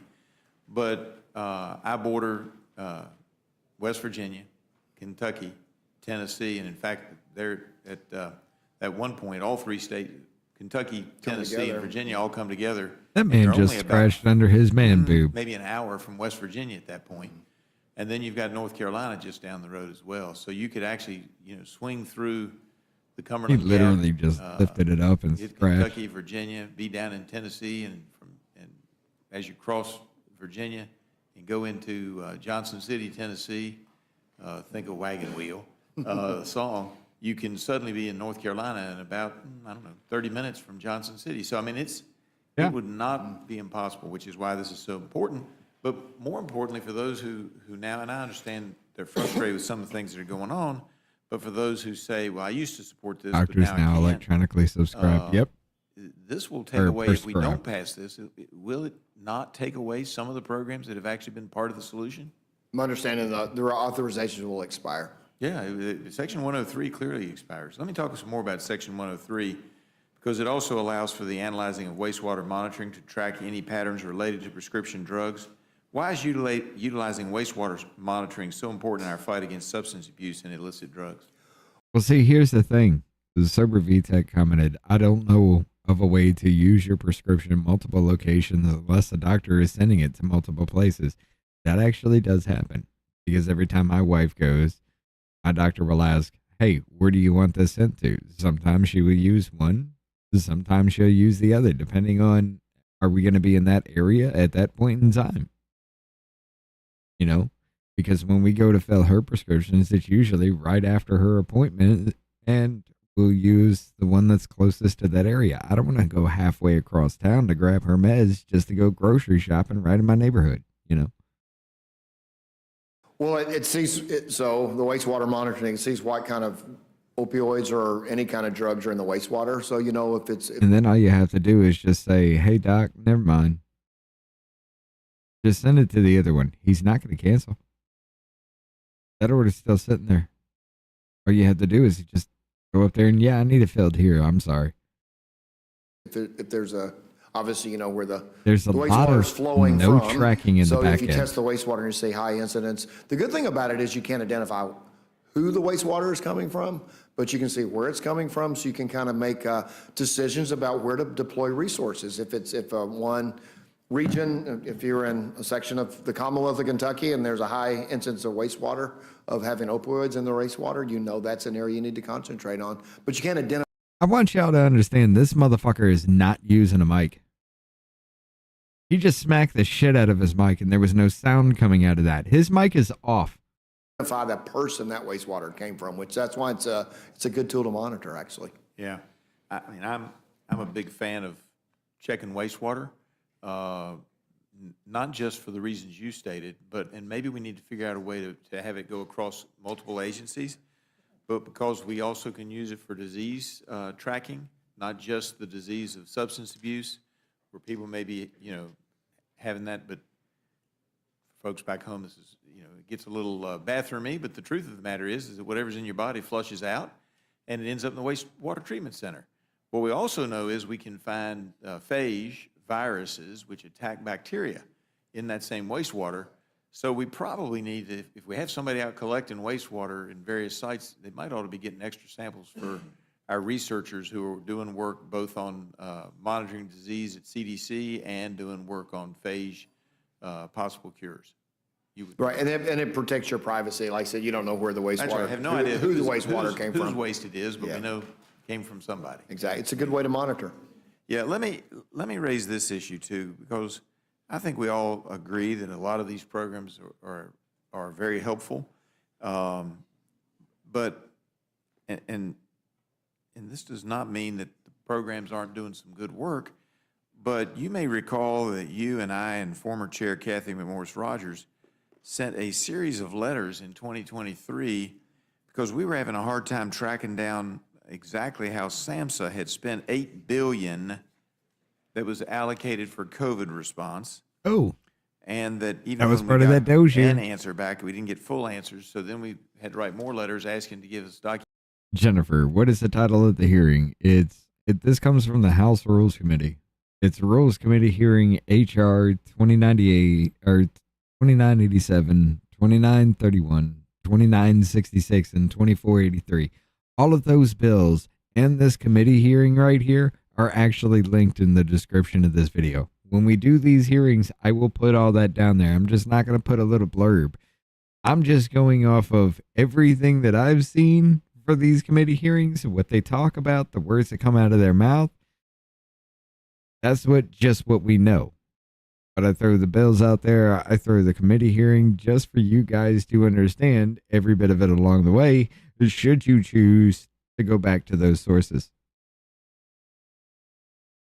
Documentation, both on how they were spending Thank money you for the on $1, Jennifer. that $8 billion, but also $900 million that was invested in the 988 crisis care system, which deals directly with suicide and mental health issues. And we just couldn't get those answers tracked down. So while I recognize that SAMHSA has done some great work, and I think there's a lot of positives, we also don't. What was that? We didn't get cooperation on trying to figure out where all the money was going. So it's a little disingenuous, would you not agree, to say that trying to rein it in or figure out how we can be more efficient is not an appropriate response in some ways? I think it's appropriate, but we want to accomplish the mission. We want I to think it's accomplish the mission, appropriate to be- absolutely. And they have done some great work over the years, but that doesn't mean that any agency might not get Country, what's a that? little out over its skis sometimes, or in a situation where they're not as effective as maybe they could be with the amount of money that we're spending in there. I forget which country it was, but there was this all that massive fucking drop billion after about 10 years. Because the and you're people talking about said, 900 everything, the there's other, no which point in doing had a this. serious, Nobody's going to catch hacking me. incident, and I don't asked- care. They said, well, you can just go get your answers from the FBI. It was an amazing social experiment. Satisfactory at the time. I forgot which one that was. With that, I will yield back and now recognize Ms. Ledger Fernandez. Thank you. Thank you very much. Thank you, Chair, and thank you, Ranking Member, for being here. And I need to just share you at the outset, as we began the questioning, that I lost not one but two brothers to substance abuse and mental health. And I lost them at a time when in New Mexico, we were not providing the kind of mental health and assistance with drug abuse that we know saves lives. And so this issue for me is personal. It's personal for New Mexicans. It's personal for rural communities Uruguay. across this country. That was it. And it is therefore really difficult for me when we see that these programs are so important and make a difference and are supported by somebody like you, right, Chair? You're here because you believe these programs make a difference. Right? So it's really frustrating when we it was see Uruguay. that the president's budget doesn't really fund them. And when we see that the president is firing the people that carry out these programs. And so that's why it's difficult for me when I deal with these issues, because it seems like there is a disconnect between your beliefs and values and what the president is doing. And I think that is something that has been brought up earlier. I'm going to do it.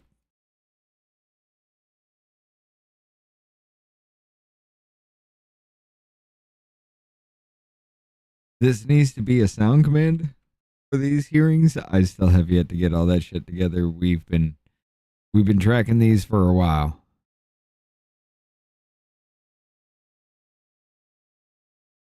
Where's that one that's just like, no, that's gonna blow eardrums. But there's one in an American Tale. There's one where this fat ass mouse just comes walking out and she's like, "Wee-wee's the secret weapon." So we were talking about making sound commands for this bitch because she is Sawtooth. This is Ledger Fernandez. People make jokes about my teeth. God damn. Earlier, and that is reasonable for us. That's to all I'm going to wonder say for YouTube. about. So I guess I would ask, and you already said, you absolutely believe in these programs. Do you believe they should be funded? I do believe, and I think we ought to give credence to should they be more, can they be more efficiently brought smack the forward? shit out And of the that White House mic. comes and makes a case before Congress, and we look at their budget, if they can do them more efficiently. I absolutely believe this mission with prescription drug monitoring, prenatal, I could go through the list, but that all needs to be, it's a role that we have that we need to help communities. So have you criticized the firings of Is this sober? Not from Doge. This was brought up during the first Trump administration. There's still, where is it? The Prepare Act? No. 100, oh, no, this is 119th Congress. Okay, so yes. Introduced in the House in 331-25. The support for patients. Okay, so this is the one they're arguing about. Okay, yes.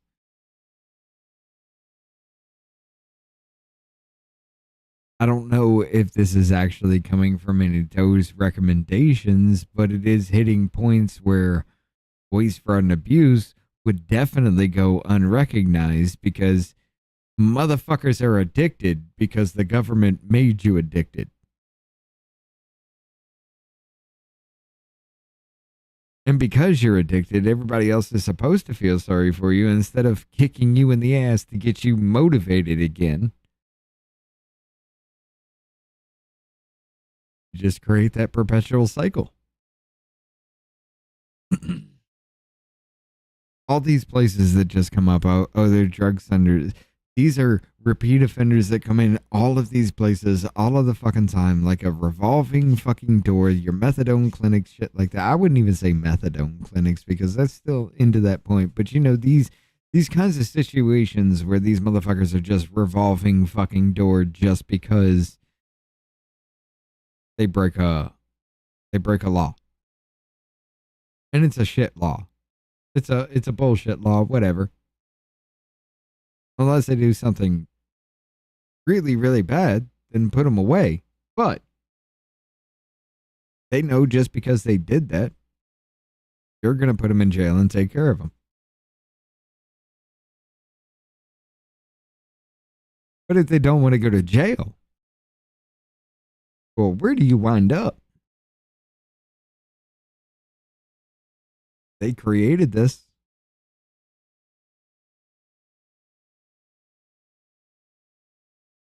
Of the people who work at SAMHSA? Well, it's, I want to give people the chance to do things in an efficient way if they can. Of the firings in SAMHSA, these programs have not been affected by those firings. My understanding is that's what's been relayed to us, and so it shows they're making these a priority. Well, what we have here that, the director of the Center for Mental Health Services. And I'm just going to say that that little Band-Aid, she has a circular Band-Aid on her nose. That is a circular Band-Aid. She's kind of looking like the Wicked Witch of the West right now, right? the director of the Center for Substance Use Treatment. No, I'm sorry. No, which one was it? Snow White? No, Sleeping fucking Beauty. It was Sleeping Beauty. She's the witch from Sleeping Beauty. Are no longer there. These are precisely the kind of programs that we need to be supporting and that the bill would look at supporting. That's the information I have. Can't and not is that clown. ranking member? All right, I'm is that, sorry. Is that information correct? Your information is correct, but there's also the fact that there's over $1 billion in rescissions for the state and local programs. So the money, even This though it's dude is been already obligated, fucking has been drunk. rescinded, whether or not the people in charge are there. The money's gone. Right, and I think we need to remember that you can't say we support these programs and then not speak out or vote against and advocate against the firings. I mean, you cannot. Oh no, have it them both peoples ways, are right? fucking You cannot- dilated bigger than Courage shit. means standing up for these programs, even to a president of your own party. And you know that we have stood up to the president of our party when we thought he should be doing better. And it's not surprising to me that President Well, Trump this is actually would be her doing energy, this though. to these I swear to programs, God. Because I recall, Fernandez because I remember does this these in things because everything. of the personal nature, that when he was running, he said, and I believe this is the quote, "And for those who are severely mentally ill and deeply disturbed, we will bring them back to the mental institutions where they belong." Close quote. Good. I mean, the problem is that, from my perspective with President Trump, is he talks about the drug crisis strictly in terms of the border, right? He says, we're going to stop fentanyl and the drugs. The crazies of society, those that are actually doing harm, those that, not just homeless. I'm not even talking about the homeless. The homeless is a real homeless kind of people, but migrant homeless is a different fucking story. Number one. All right. Now that that's out the way. Drug use in a community will destroy that entire community. Because when one thing comes in, even if it's somebody like me, who all my life, what? The shrooms, weed, acid once. Oh, and I got drugged with Molly at a fair. Not a fair, but Lollapalooza or whatever the fuck that was. Yeah. Bonnaroo. That was it. Drugged with Molly at Bonnaroo. That was fun. Not really. But yeah. I've kept myself really fucking clean all of my life. I haven't even tried cocaine. Believe it or not, I haven't.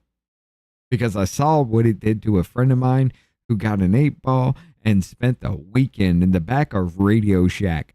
That motherfucker looked like a skeleton, and he's a fat ass dude. And I was like, ever since I saw that, I was like, nah, there ain't no way I'm even touching that. Hell, even one of my friends dipped a cigarette in cocaine.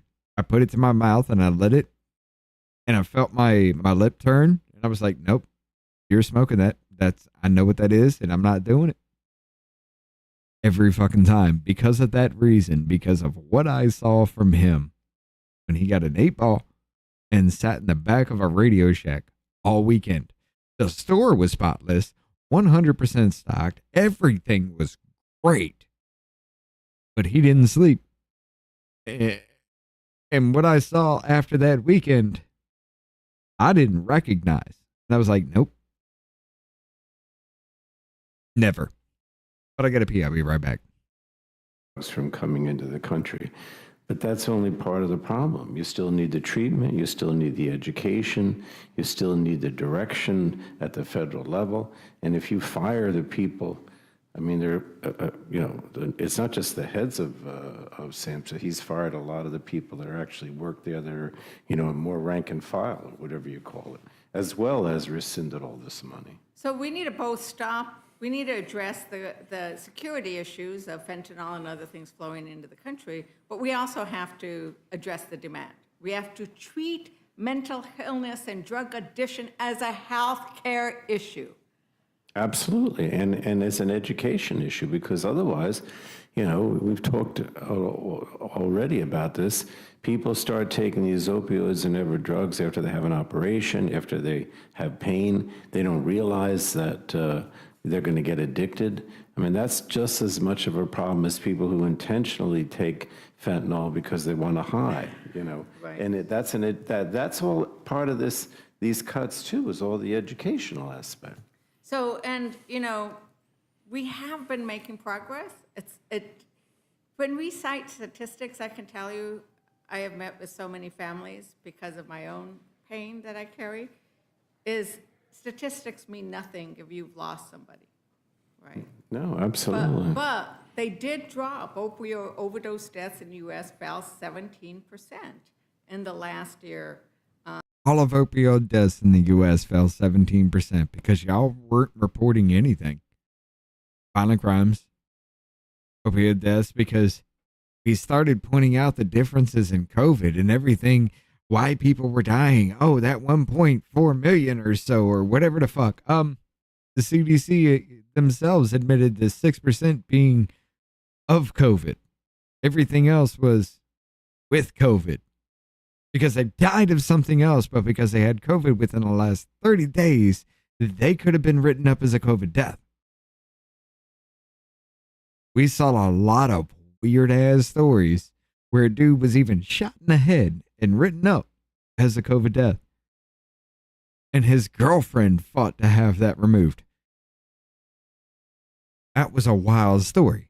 But before we get banned off YouTube, that Biden was in office, because there was a bipartisan, and I think the chairman. No, I stay on YouTube and Rumble the entire time when we do hearings. I am the last Democrat that gets to ask questions. Ranking Member Falone, I know there have been some statements about a couple. I mean, of that things, tooth is turned that I wanted to sideways. give you It's an staring opportunity at you to like you. respond to, especially I think when we think about the fact that there is a role that Medicaid provides with regard That's where to Sawtooth addressing comes into issues play. around mental health and addiction, but I knew there were a few things that you wanted to respond. I mean, look, I can't talk about that. My teeth are fucked up too, but I can talk about that because my teeth are fucked up too. To see how that works, On to that and ask her. Well, I just want to refute a lot of the Republican arguments today are based on the notion that yes, these programs are effective. The treatment, the drugs, all this is going down. But then at the same time, What up, Deluxe Night? Thank you for visiting. No idea why people even think it's a good idea to sprinkle some of that the Coke shit on top of Mary J. What's your goal, dumbass? Trying to have a heart attack while ass planted on the couch? Yes. Yes, I don't understand. I don't fucking get it. Like, you want to be active, then don't smoke. You want to be lethargic, then why the hell does the white shit have to come into play? It makes no fucking sense to me. You're just trying to fucking trick your body into thinking it's dying. And then eventually it's just going to say, yeah, motherfucker, it's time to die. when I come back or Democrats come back and say, yeah, but you're rescinding $1 billion, you're cutting the people out that administer That's the how this shit program. works. You have a budget that basically eliminates all. That sounds fucked up. I will admit that. Let me clarify. No, but when you're adding stimulants upon depressants and you're just trying to balance out everything, but stay fucked up in some type of way, there comes a point to where your body is sending so many mixed signals. It's just like, I don't know. Am I dying? Eventually your brain's going to say, yeah, you are. That's how that works. And then your organs start to shut down. Things start failing because your brain is saying, there's no need for you anymore because we're dying. See what I'm saying? But continue. I'm sorry. That sounded so fucked up the way that I put that, and I ran that back in my head. $10 again from Deluxe. I appreciate you. Or get all amped up and angry and lose the ability to actually win on that fight. Me? These programs, right? You're not going to convince me that somehow you're going to be able to continue this effort to reduce the problem with illicit drugs or people taking drugs. I'm sorry, if you eliminate I'm an the asshole. I'm quick programs to anger. and cut the money that's been effective. But in addition to that, we don't have any Stupidity information. gets me, man. We It's the straight send stupidity. letters, we send inquiries, we ask the administration, RFK Jr., okay, well, if you're going to get rid of SAMHSA and put it into Make America Great or whatever they call this new administration, right?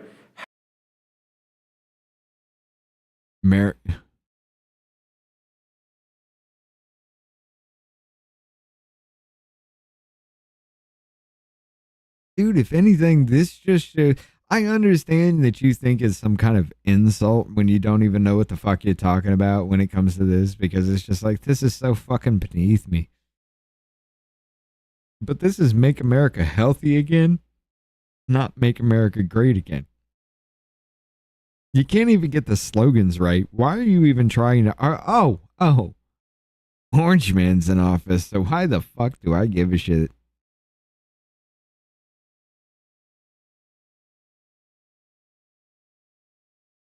That's your taxpayer dollars at work. He's not even trying to make an argument. He's just there to be a punching bag. Actually, act on the fight. My bad, typo. Deluxe again, thank you for the 2. Get all that amped up and lose the ability to actually act on the fight. Yeah, yes. Yes.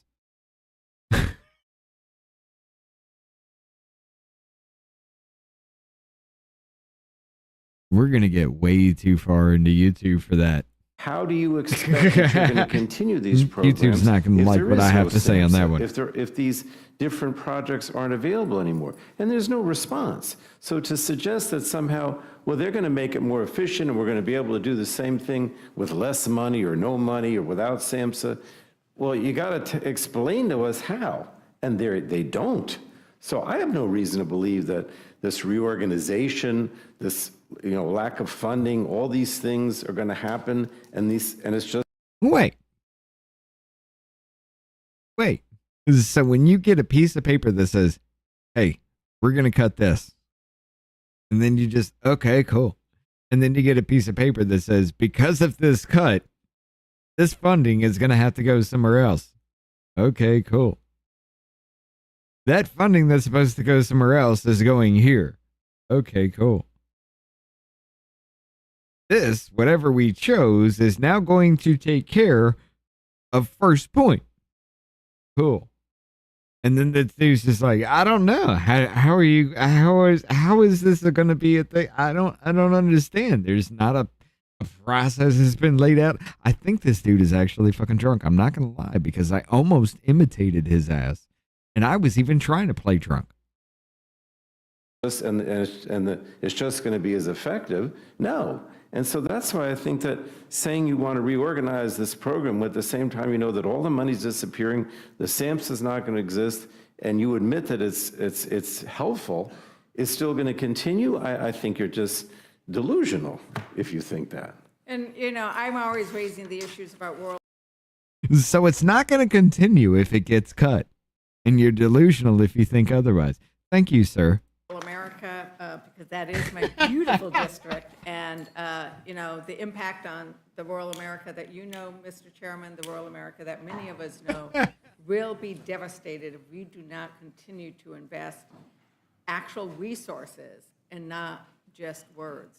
I mean, it comes down to where are you voting? After that point, I had to cut for a while. I don't know what's coming next. It takes people, it takes beds, it takes actual resources to provide the health care that those who are struggling with addiction and mental health deserve.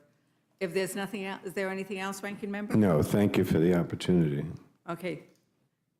Did you want to I would just say that I just want to say, day before yesterday, I was in Eunice, New Mexico at the reduction plant, and that is rural. I thought I had rural district. That is rural. Yeah, it's beautiful though. It's its own. I assume that's in your district. Yeah, I represent incredibly beautiful, the rural district. Yeah. In many of my counties, It's there are desert and more cactus. heads of cattle Okay, than there it's are not people. really And the people who are there like it that way. Yeah, thanks. Thank you very much. I will admit that is a different situation altogether. And I understand, like, going through Colorado and shit like that and just driving. I drove across the country from close to where I am now to about 2 hours out of Sacramento. I drove across country. It took 4 days. That was the best 4 days of my life. That was so fucking fun. But the worst part about it was New Mexico and Arizona. Because I could literally be on a road by myself. It's straight as fuck. Not a damn thing going on. Lose myself, and 17 fucking miles later, come back, and not a damn thing happen. And I still have not seen any landmarks ever change. It's a fucking amazing. Because there's so much of a vast, wide open area. Because you could travel 20, 30 fucking miles and not a damn bit of that scenery fucking change. It's amazing as fuck. Much different. I yield back. Gentlelady yields back. I have counties Oh, where wow. there's I parts of think counties she's where drunk too. The sheep and the slur. cattle No. outnumber the people. Lex, no. The slur from her actually becomes she's Native American and she's got a fucked up jaw. That's where that's coming from. Yeah. Yeah, that gets tough. It depends. Yeah. Oh, in our area, they're all together.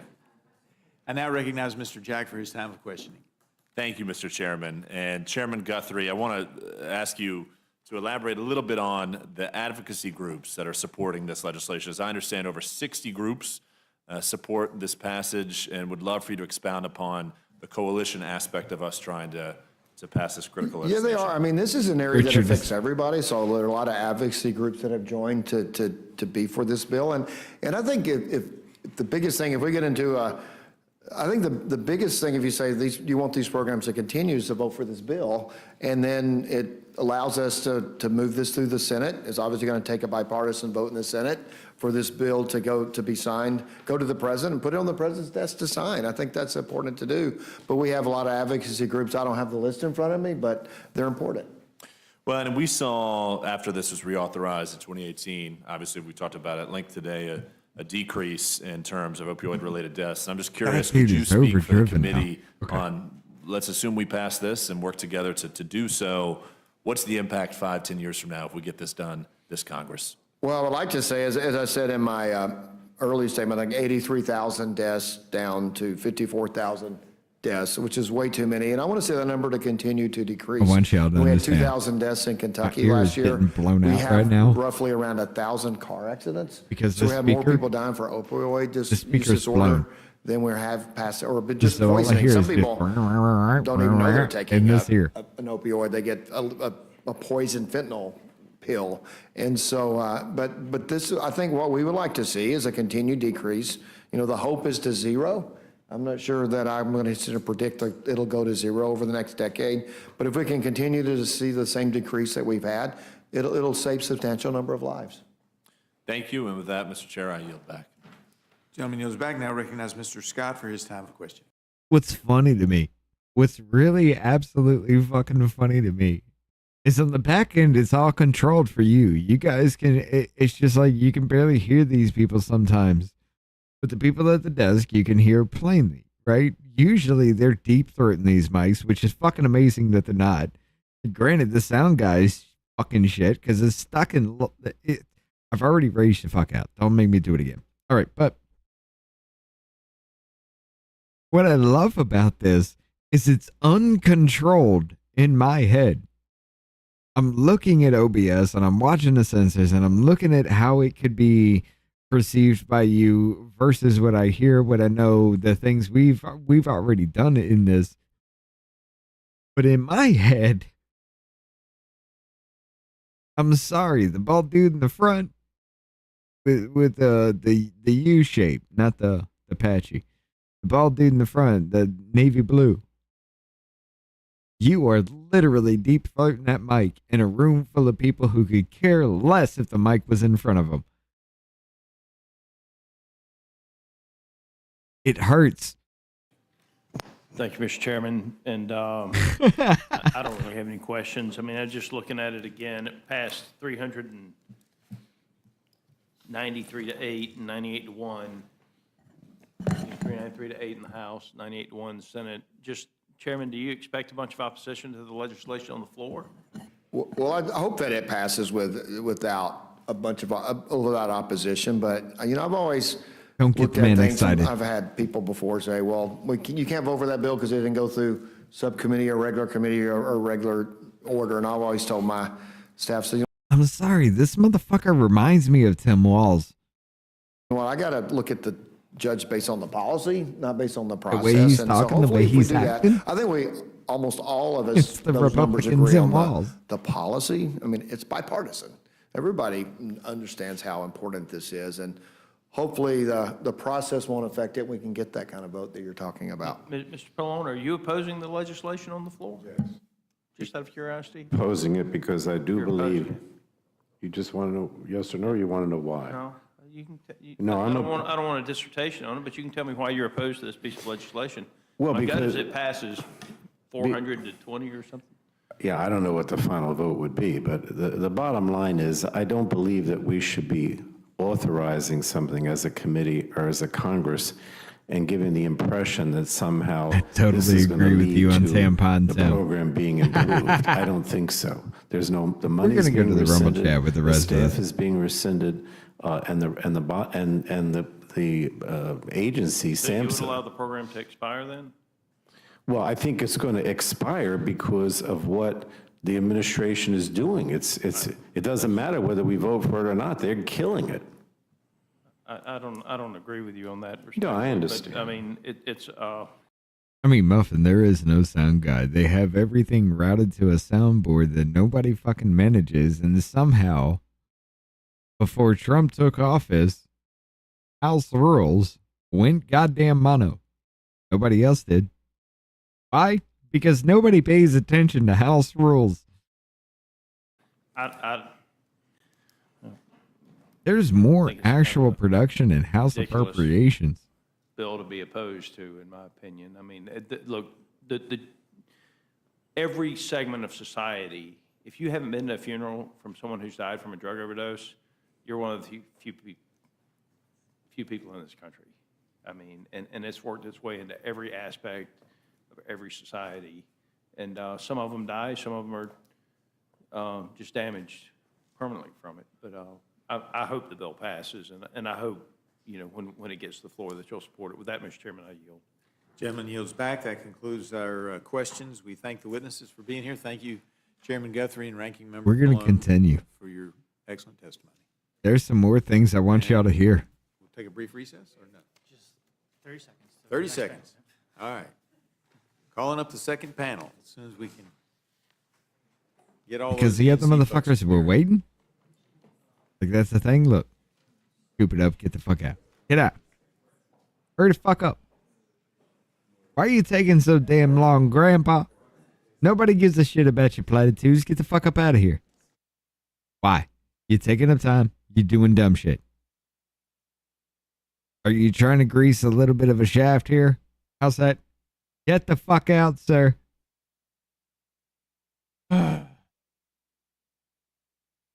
We could have already been moving into the next one. Look, Van Dyne's in. So is Velasquez. Oh, this is going to be fun.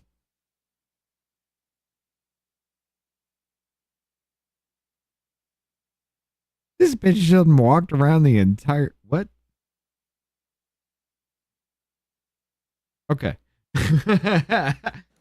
All right, we'll get back to business. I now welcome our second panel, Representative Van Dyne and Ranking Member Velasquez from the Committee on Small Business. Your full statement will be submitted for the record. This is going to be fun. And we ask Listen that to you this shit, summarize your guys. statement in 5 minutes. Representative Van Dyne, I welcome you for your testimony. You're now recognized. Thank you very much, Madam Chair, Ranking Member McGovern, and members of the committee for the opportunity to testify before you today. I am pleased to speak in support of 3 important bills which were recently... Before y'all hear this fucking argument, this is going to be great. I promise you that. But before y'all hear this argument, this is why I listen to House Rules. I want you all to listen to their opening statements and break down. And I'll help you, because this is going to be fucking wonderful. Break down their argument before this bill. Reported favorably out of the House Committee on Small Business. And together these bills would restore proper oversight capabilities on small business lending company licenses, oversight which was irresponsibly undone by the Biden-Harris administration, and codify 2 of President Trump's key executive orders aimed at protecting American citizens from radical sanctuary city policies and rooting out fraud in SBA lending programs by ensuring taxpayer-backed loans are not granted to individuals unlawfully present in the United States. I'm sorry, I'd like I'm to gonna begin switch by back to discussing you, H.R. too. 2987, the Capping Excessive Awarding of SBLC Entrance Act of 2025, or the CEASE Act, which is introduced by Representative Bresnahan from Pennsylvania. Small business lending companies, or SBLCs, are backgrounds non-banking kill more lending small entities businesses authorized by the than any SBA other. to issue 7A government-guaranteed loans. The SBA serves as their primary federal regulator, and in the early 1980s, the SBA imposed a cap on the number of SBLC licenses, citing limited and insufficient regulatory capacity. That cap remained in place for over 40 years, and the Biden administration moved to expand the program. Despite bipartisan concerns, the SBA under President Biden granted new licenses, including to at least one entity that ended up shutting down its U.S. operations just 1 month later. Without a doubt, these licenses were granted to institutions that lacked even basic financial stability. Although some of our Democratic colleagues have expressed agreement with the need for a cap, their only concern with this bill is the lack of the preservation of a pilot program called Community Advantage. As SBA Administrator Kelly Loeffler has noted, the Community Advantage Program is a perfect example of how the last administration weaponized government programs to tip the scale against deserving small businesses and toward preferred groups and political allies, even when it meant greater risk to the American taxpayer. H.R. 2987 ensures that future administrations cannot stretch the SBA's oversight capacity beyond what's reasonable, protecting the integrity of the 7A loan program. Next, I would like to discuss 2 complementary bills, H.R. 2931, the Save SBA from Sanctuary Cities Act of 2025, introduced by Representative Finstad, and my bill, H.R. 2966, the American Entrepreneur's First Act of 2025. Together, these bills represent some of the first legislative efforts on the House floor to codify President Trump's executive orders 14218 and 14159, which stop taxpayer dollars from being used to support illegal aliens and end federal taxpayer support to sanctuary cities. Sanctuary cities have become magnets for crime and chaos. These are jurisdictions where liberal. Now, I will admit this. Not going to scare you away thinking in anything. I will admit this. She is reading from a piece of paper. But if you're not looking, you don't notice. This does sound like it comes from the heart. Liberal politicians have chosen to ignore federal immigration law, giving violent criminals a free pass while endangering law-abiding citizens. You have to look no further than recent headlines to see that officials refusing to cooperate with ICE has led to a total breakdown of law and order. H.R. 2931 will require the SBA to relocate offices out of sanctuary cities that protect criminal illegal aliens by refusing to comply with federal immigration law. The amendment filed by Chairman Williams will ensure that relocated offices will still benefit small businesses in law-abiding cities. And it also removes the exemption for jurisdictions that provide safety to illegal immigrants who report or witness crime. H.R. 2966 requires citizenship verification for SBA assistance to ensure that illegal aliens are not approved for SBA loans, as they were under the Biden-Harris administration. An untold number of criminals, gang members, human traffickers, and terrorists were among the millions of illegal aliens welcomed into the country by the Biden-Harris administration. Many of these illegal aliens have sought refuge in sanctuary cities under local leadership, proud of the fact that they provide shelter to criminal illegal aliens. Innocent victims are paying the price. And I am thankful that the Trump administration is taking a whole-of-government approach to restore integrity to our immigration laws. At the SBA, Administrator Loeffler is tightening the requirements for loan applications and has announced that she will relocate the SBA's regional offices out of sanctuary cities. H.R. 2966 codifies these efforts so that future administrations will not redirect SBA loan opportunities to illegal immigrants. And H.R. 2931 codifies the Trump administration's effort to protect Americans from the crime born out of sanctuary cities. I appreciate you can continue considering my testimony today in support of these important measures, and I yield back. Thank you, gentlelady. Now, Rick. I'm just going to say this. I think the Republicans Party is sleeping on that woman. She's not refined. She's not there yet, but that's another motherfucking woman in the bank for the gem in the rough kind of situation. She has that drive. She has that in the bank. Whether it's performative or not, I don't know yet. But every time I have seen Miss Van Dyne pipe the fuck up, it's been something I needed to fucking hear.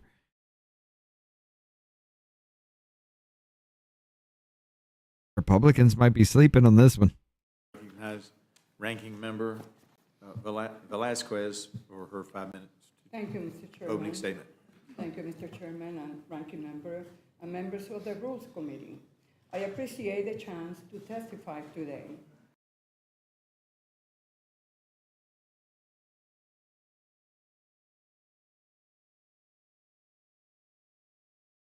Microphone not on.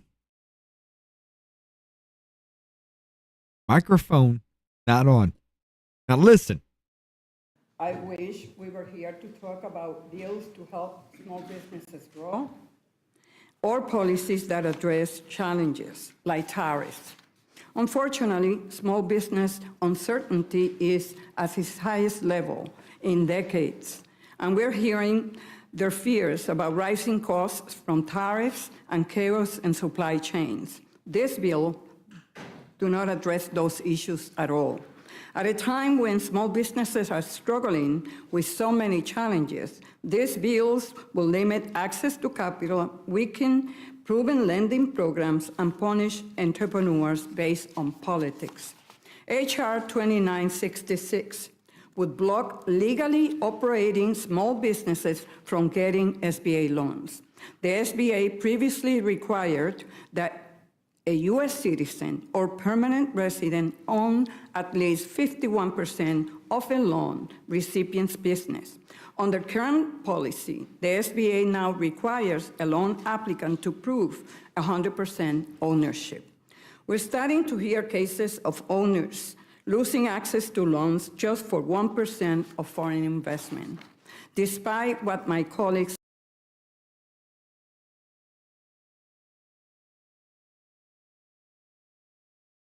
SBA, Small Business Administration, small business loans. Why do you have foreign ties? Claim the committee has not seen any evidence, and I repeat again, any evidence, not a shred of evidence, that this system has failed or undocumented immigrants are getting loans. This bill is the solution I guarantee you to they a do. problem that simply does not exist. She The stood. bill also No. creates a massive This bitch stood 10 toes fucking deep. I guarantee you they have proof of it. I goddamn you they have proof of it. She stood 10 toes fucking deep on that. No. That shit's coming. That shit's fucking coming. compliance burden for SBA lenders. For years, my colleagues on the other side of the aisle have complained about reporting requirements under CFPB's Section 1071 regulations or the Corporate Transparency Act. So why the silence now? Requiring verification of citizenship down to the last percentage point could lead many lenders to stop participating in SBA programs altogether. Without lenders, access to critical financing will decline. It is a cruel policy that is already starting to harm hardworking entrepreneurs, especially at a time when many are trying to move manufacturing domestically. The CIS Act will place a hard cap on the number of SBA licenses issued to non-bank lenders under the 7A loan program. I understand the interest Look in at the oversight. staffers. I was one of the first to raise question when the SBA lifted the licensing Look who's on fucking moratorium. point. Unfortunately, this bill does nothing to protect community advantage SBLC holders, which focus small dollar loans to new and underserved businesses and has facilitated over $1 billion worth of loans to small businesses. Many industry stakeholders fear that the CA lenders will be eliminated, which will be devastating for rural, veteran-owned, first-time entrepreneurs. Y'all We should enjoy work this together shit. to strengthen the program, not push through legislation that could undo years of progress. Finally, H.R. 2931 will force the SBA to relocate its offices out of cities that Republicans have labeled as sanctuary jurisdiction. This will mean closing SBA offices in just because the administration doesn't like their politics. As we saw recently, DHS cannot always justify the sanctuary label, and even sheriffs are pushing back. Madam Chair, Mr. Chair, I would like to enter for the record two articles. One from the Chicago Tribune, list of sanctuary jurisdiction removed from U.S. government website following criticism. And then another one from NPR, Homeland Security, pulls down list of sanctuary cities and counties after backlash. There's no clear plan for how this regulation will work. Without objection? Thank So you. ordered.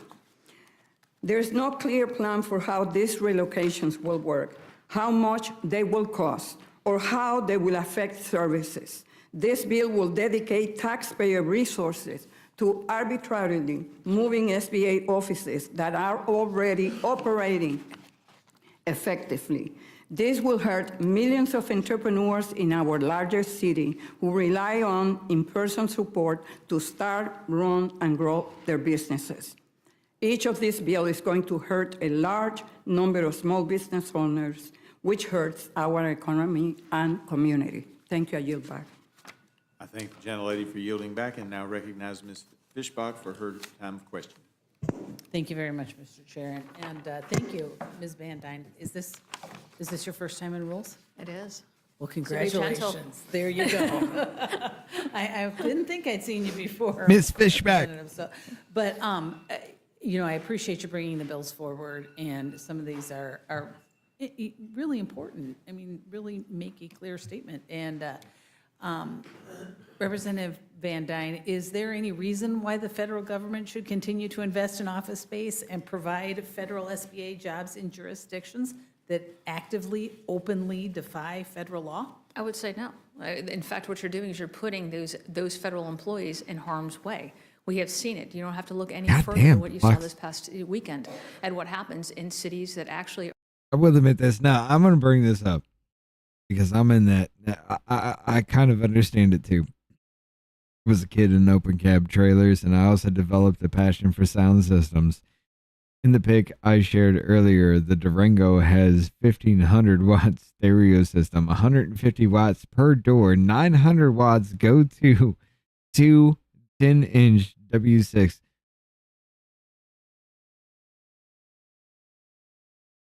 All from a fucking vehicle that had an probably upgraded ignition, upgraded battery, upgraded starter. I mean, you're pulling a lot. But then again, ladies and gentlemen, this is why we will not go electric. You will not have that on an electric fucking system. You would drain that quick as fuck. But that comes out of gas power shit.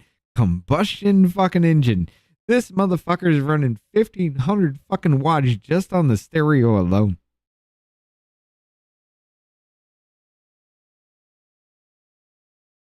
How the fuck are you gonna go EV? Oh, look. I can tell you a story, Deluxe, and I should fucking do it one night. We need to sit down and talk. That'd be fun as fuck. Members only kind of situation.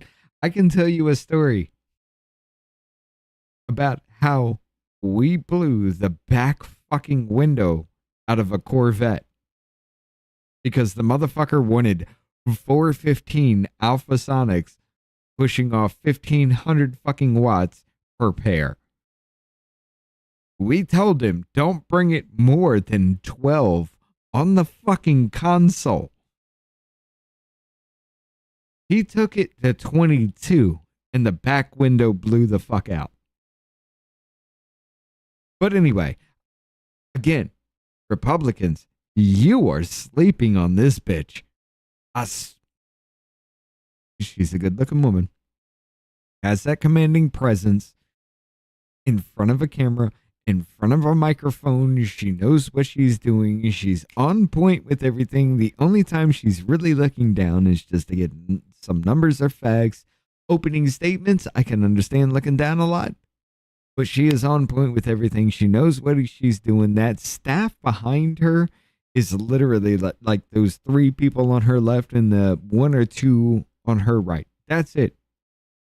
The other ones, that's Vasquez's.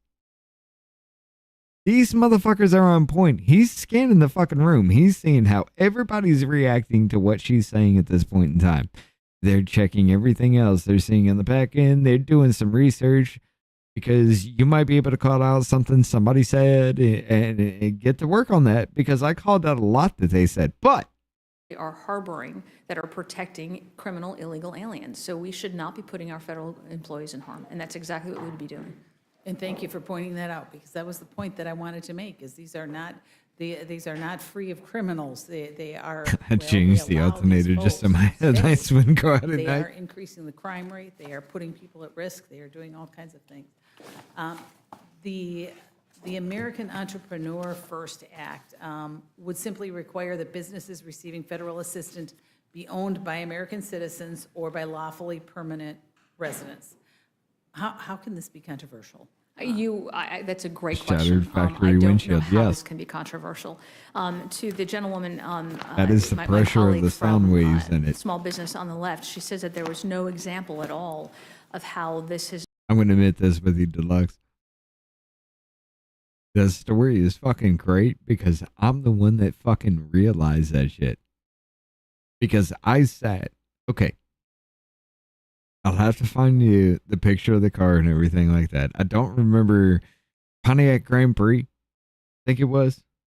But it was one of those like funneled type situations in the back. And I'm sitting here thinking of compression waves, sound waves, how they're working, because this dude wanted custom everything. We tuned all of these speakers to different fucking frequencies so they would hit at different frequencies in songs, right? We fucking tuned this shit the fuck up. Box was built with the acoustics in mind, all because of me. When we reached 10 on the fucking unit, I got a goddamn migraine. My friend pushed it up to 12, and I told him to shut it the fuck down now. Because my entire head felt like it was moving forward along the back window. And I knew what that pressure was, and I was just like, no, that's the sound waves, that's pressure, everything is moving forward, shut it the fuck down. That is on a goddamn glass window. What the fuck were we thinking? But yes. Has been misused, except that there is. So SBA Administrator Kelly Loeffler actually identified a loan for nearly $1 million that went to a company that was owned 49% by an illegal alien. Thankfully, the SBA rescinded that loan, but the impact is that nearly $1 million in business loans was almost taken away from a legitimate American-owned entrepreneur. These should be focused on American businesses, American small businesses in particular, that have been so hurt over the last 4 years, and that's that's the direction of this bill. And so it's far more controversial to leave it and allow that kind of fraud and abuse to continue than it is to change this so that it is clear what is going on. And actually, this bill does nothing to prevent people with temporary visas or illegal immigrants from holding jobs at those businesses. It doesn't prevent them from owning a small business. What it just prevents is that they get access to taxpayer dollars. Correct. And so I just wanted to, so I appreciate that you brought this forward, and I appreciate that you're prioritizing those folks that are tax-paying people and have legitimate status here. So I appreciate that. Thank you, Ms. Van Dyne, for bringing it forward, and I yield back. Thank you. Gentlelady yields back. Now recognize Ms. Scanlon for her time of questioning. Thank you. We've heard some odd arguments, I think, in support of these bills, and I'll be honest, I really struggle to understand how it's going to help the small businesses in our region, because these bills don't seem to meet the needs of those businesses that are reaching out to our office for help as they try to particularly navigate the chaos, the economic chaos that we're seeing from Trump's tariff wars and the disruption to our economy and the small business Oh, I get you, Deluxe. that have occurred over the first I get 5 you. months That of wasn't this what. That wasn't the point of that. So these are some of the first bills from the Small Business Committee to just be fodder for the Republican base and filler for the legislative The calendar. Grand Prix, I think it was. It almost seems insulting to the nation's small business owners to get a bunch of lip service when we're not actually providing help to them. Right now, across the country, our nation's small businesses are My whole thought was struggling getting every to bit deal of with the sound, fallout every from the bit of president's disastrous frequency tariff policies. out of the trunk Nearly every week, the and policies into the change in cabin. a Truth Social post or a meme My dumb tweet, ass didn't and we think find out that this or there's a that tariff glass is gonna be part higher or above that lower, cabin. some are going to be delayed and others aren't, or that some amounts will be stacked and others combined. It's become a full-time job for businesses in our country to keep up with the I fucked that effective up. tariff rate, let alone plan how they're going to handle the financial But I was a impact kid. of those Fuck you. tariffs, which I was are like 20. essentially taxes on those businesses and their customers. So we've heard from dozens of small businesses in our district about Oh, no, it wasn't that lines of business satisfaction. that are being destroyed by the tariffs. It wasn't that told Many you are so. planning to lay off It was him staff. having to They're canceling explain it, upcoming Jennifer. capital and construction projects. Some are facing the prospect of having to shut down completely. And Here's the thing, and I will admit this. The I told you so wasn't it for me. Never fucking said it. The entire time this dude was explaining what had happened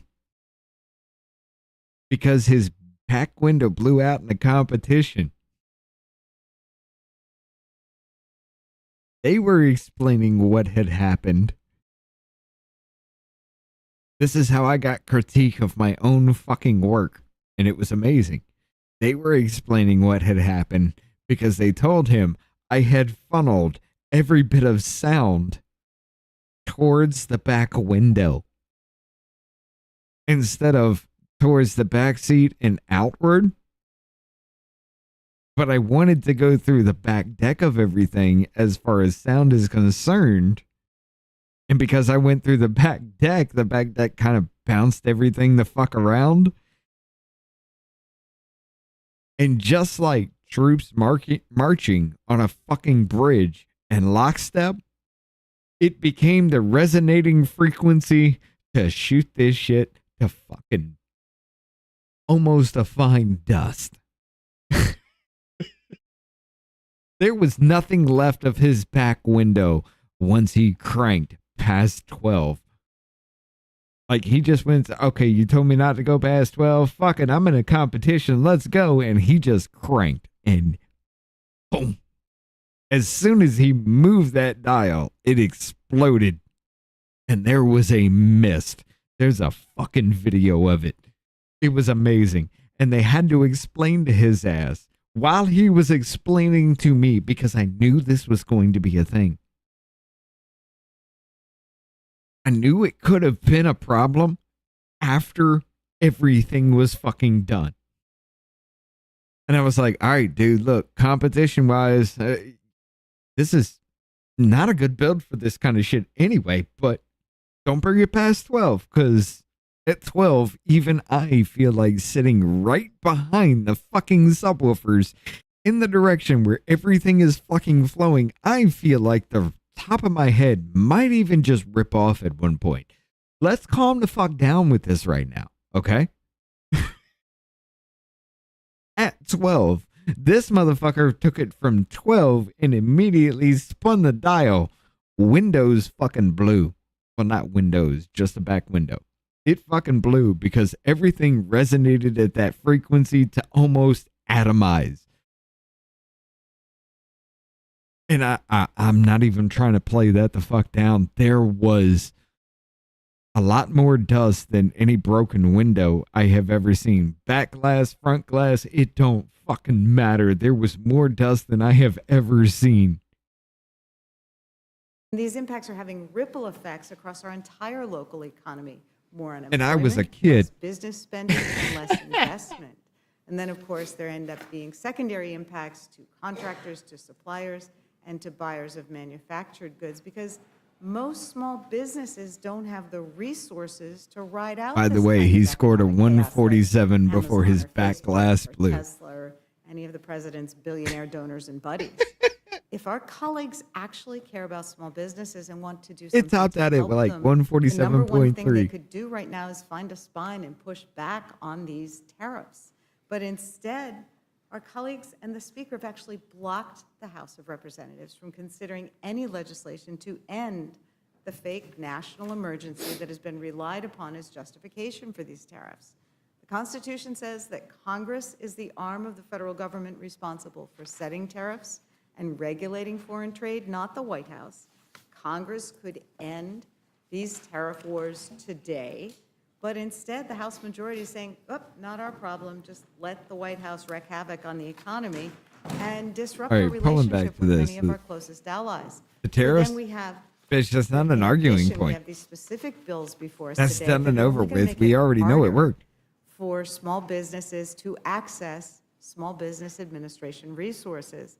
If we look at HR 2931, a bill that would force the Small Business Administration to close existing offices in many of the nation's major cities, impacting tens of thousands You know where it's of not small needed? business owners. How's that efficient? It'll be a Because they could go massive to the next waste of county over. taxpayer dollars to relocate all these offices. As the ranking member maintained, we've seen no evidence that The there's offices that are empty? justification to do so. Our Republican colleagues, I don't think have any. Let's be honest, bitch. You ripped the small businesses apart during COVID. What's left for them to actually try to fucking do? You think small businesses are popping up? There are some that are actually popping up, but in this fucking economy, the way you have fucked over everybody, you think in one point in time, maybe somebody's getting in the ground floor or some shit right now, but I'm sorry, if you're trying to start a small business now, you fucked. Because every bit of everything you are projecting At this point, well, hold up.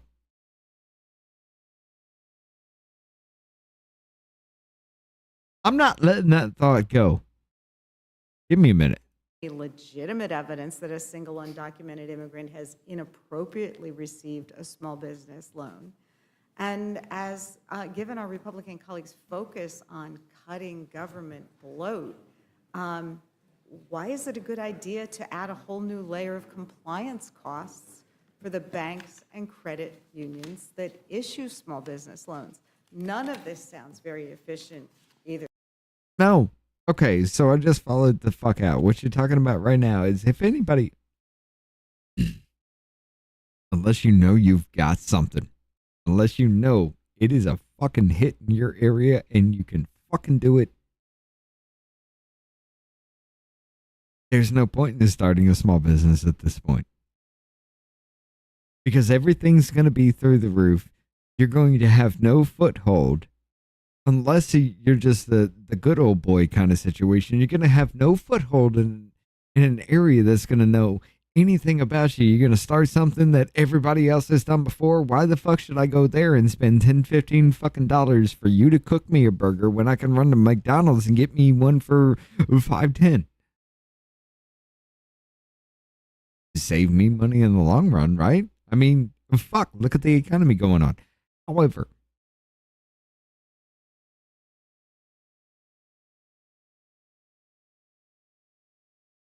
if you can establish yourself in this economy,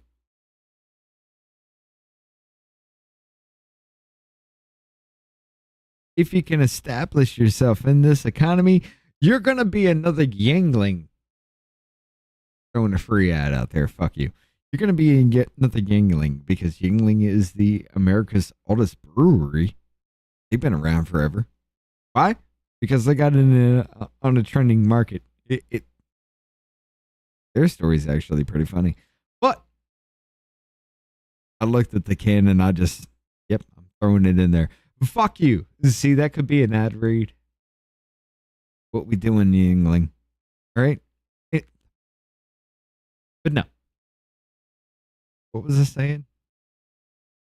I had an idea, just fucking, I scrolled myself out on that idea that just led. Fuck it. What was she saying? Either to me or to the small business owners. See, my brain worked too much in one direction. It just doesn't really seem to help the conditions that actual small businesses are dealing with. Oh! Yeah. If a small business can make it in this economy, you will make it anywhere else. You will be you will grow to be medium to large within the next decade. If you can do that right now. In an economy where everybody's hustling and bustling for a fucking time, everybody's just literally begging for scraps for everybody else. I don't think we have something that's not plugged. In a major fucking corporation type situation, I don't think there's really anything, unless it's just cultural in your area kind of situation. I don't think that there's anything at this point in time that we don't have plugged with some big corporation. So when you're talking about status quo, Scanlon, what was that? I keep fucking looking it up and I have to remember this. This is the Netflix version of the motherfucker from the Poltergeist that was wearing the suit, the preacher dude from the Poltergeist. Gotta look it up again. God damn it.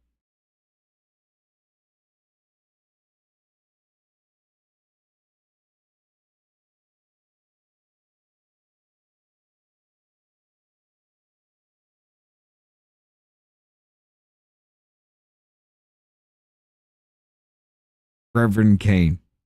Wasn't his name like Richard Kane or something like that? Look. I'm sorry. Let's freeze frame it. Where is this motherfucker? There we go.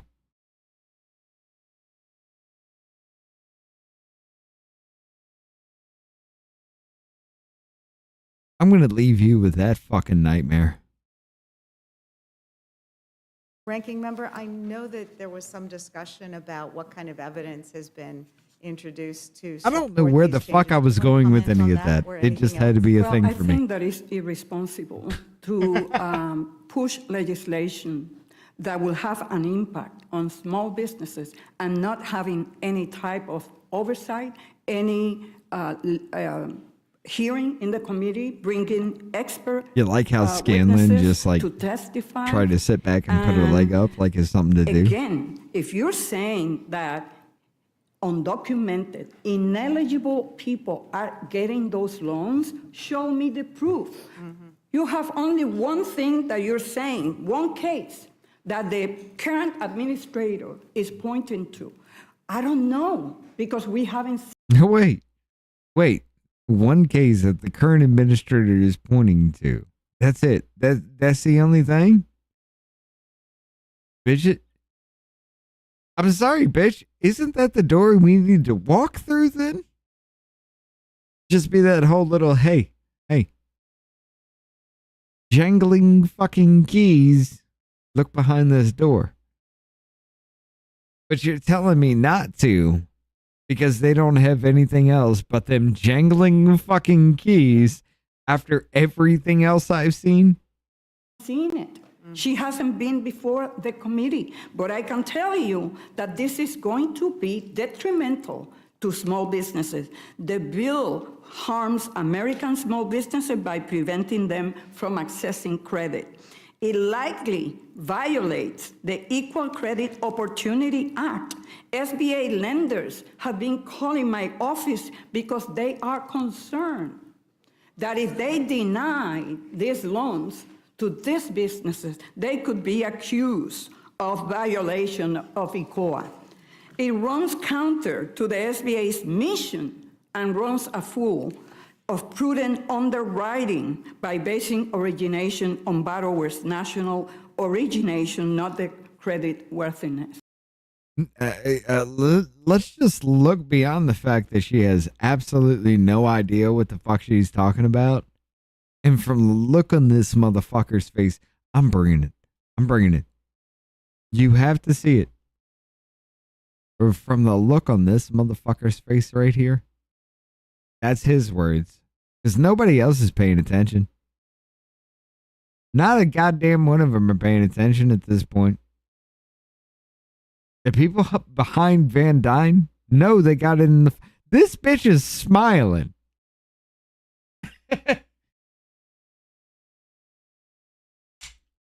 They know they have it. There's no argument from Vasquez again. And this motherfucker's like, bitch, if you don't say it right, I swear to fucking God. I swear to God, Stop Asian Hate is going to be a thing again. I'm sorry, YouTube. Go fuck yourself. And let me just say, the fact that only one case was found, even if it's true, it shows that the system works. I appreciate your bringing those facts to light. That was casual racism thrown in with a whole bunch yet of another fuckery. instance of trying to stir up fear of immigrants, et cetera, as a basis for some really radical policy changes that are going to really hurt small businesses and that are going to be a grotesque I think I waste outbid myself of with that one. taxpayer dollars, especially with closing offices, et cetera. Really appreciate your testimony, and I yield back. Generally yields back. Now recognize the gentleman from South Carolina. Thank you, Mr. Chairman. I want to thank each of you for coming. I think, aren't we talking about not letting illegals who are illegal in this country getting an SBA loan that is financed by the government? Right. Is that not? And That's- so if it's that's not a what we're problem, talking. then you should vote for this bill. Right. If it's not a problem, like you say it is, Ms. No, Nyquist, sir, then you- because- Hold on, I'll let you respond. Okay. If it's not a problem, and then support it, because I think you'd acknowledge there are 15 million or more in this country that. Now, I will admit this is an ass weaselly fucking way. Because there could be something in there that somebody actually does raise a valid point, and we'll admit, Democrats, you do raise some valid points as far as criticism is what is in there. But they're missing the fucking mark because everything is always Orange Man bad. Or racism. You missed the fucking mark because there could be some things just like a what was that? Anna Paulina Luna bill about letting people vote remotely. It wasn't about, well, it was proxy. She did say proxy in that. Okay, so we need to change it up a little bit more. But you can vote remotely if you've given birth or it's a serious life-threatening condition. And hear me out. You change serious. I'm sorry, it's a serious medical condition is the wording in it. Hear me out. You change it to life-threatening. You may have yourself a deal. You change the 12 weeks to 9 weeks. You may have yourself a deal because here's why. Not too long ago, I had a blood clot. It was in the lower left lobe of my lung. To say I was a member of Congress when that happened.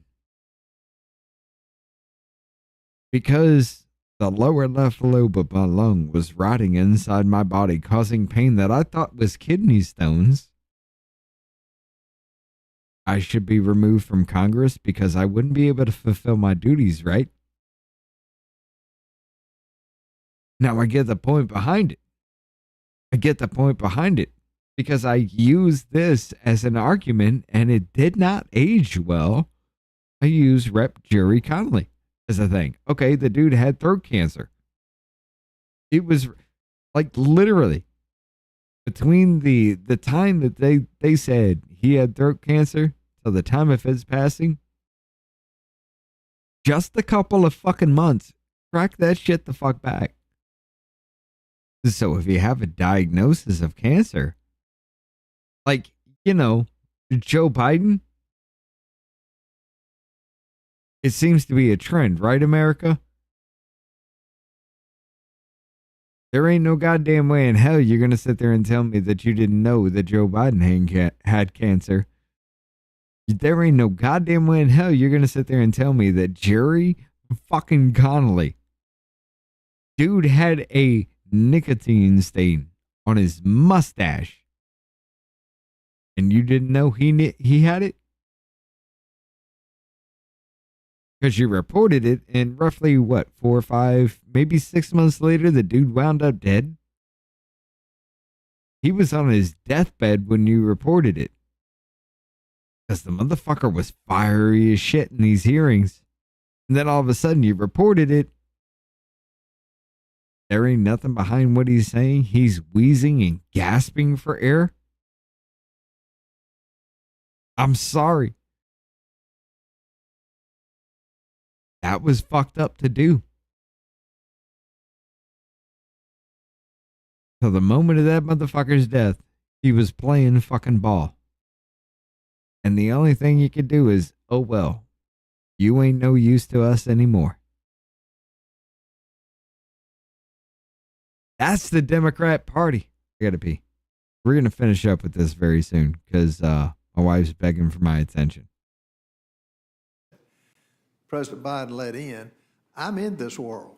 I'm a developer. I'm the one that we've done the SBA loans. Tell me where I'm off. So first, the Small Business Act prohibits any assistance to individuals who are unlawfully in the United States. That's the law. If there is a particular case, like the one that she mentioned, the thing that they have to do, the administrator, is to turn over that case to the Inspector General to investigate. We have no knowledge of any investigation. Well, we don't have a inspector general in place anyway, but there is no evidence to show that undocumented immigrants are receiving SBA loans. This is what the law says that they cannot, any unlawful person.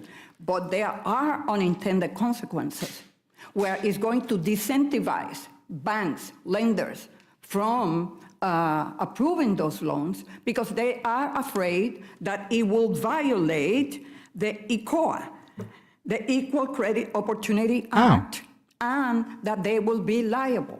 That's what the lenders are telling us. Ms. Van Dam, you want to respond to that? No, I do. We know for a fact that there have been billions of dollars that were illegally, that were fraudulently expended by the SBA.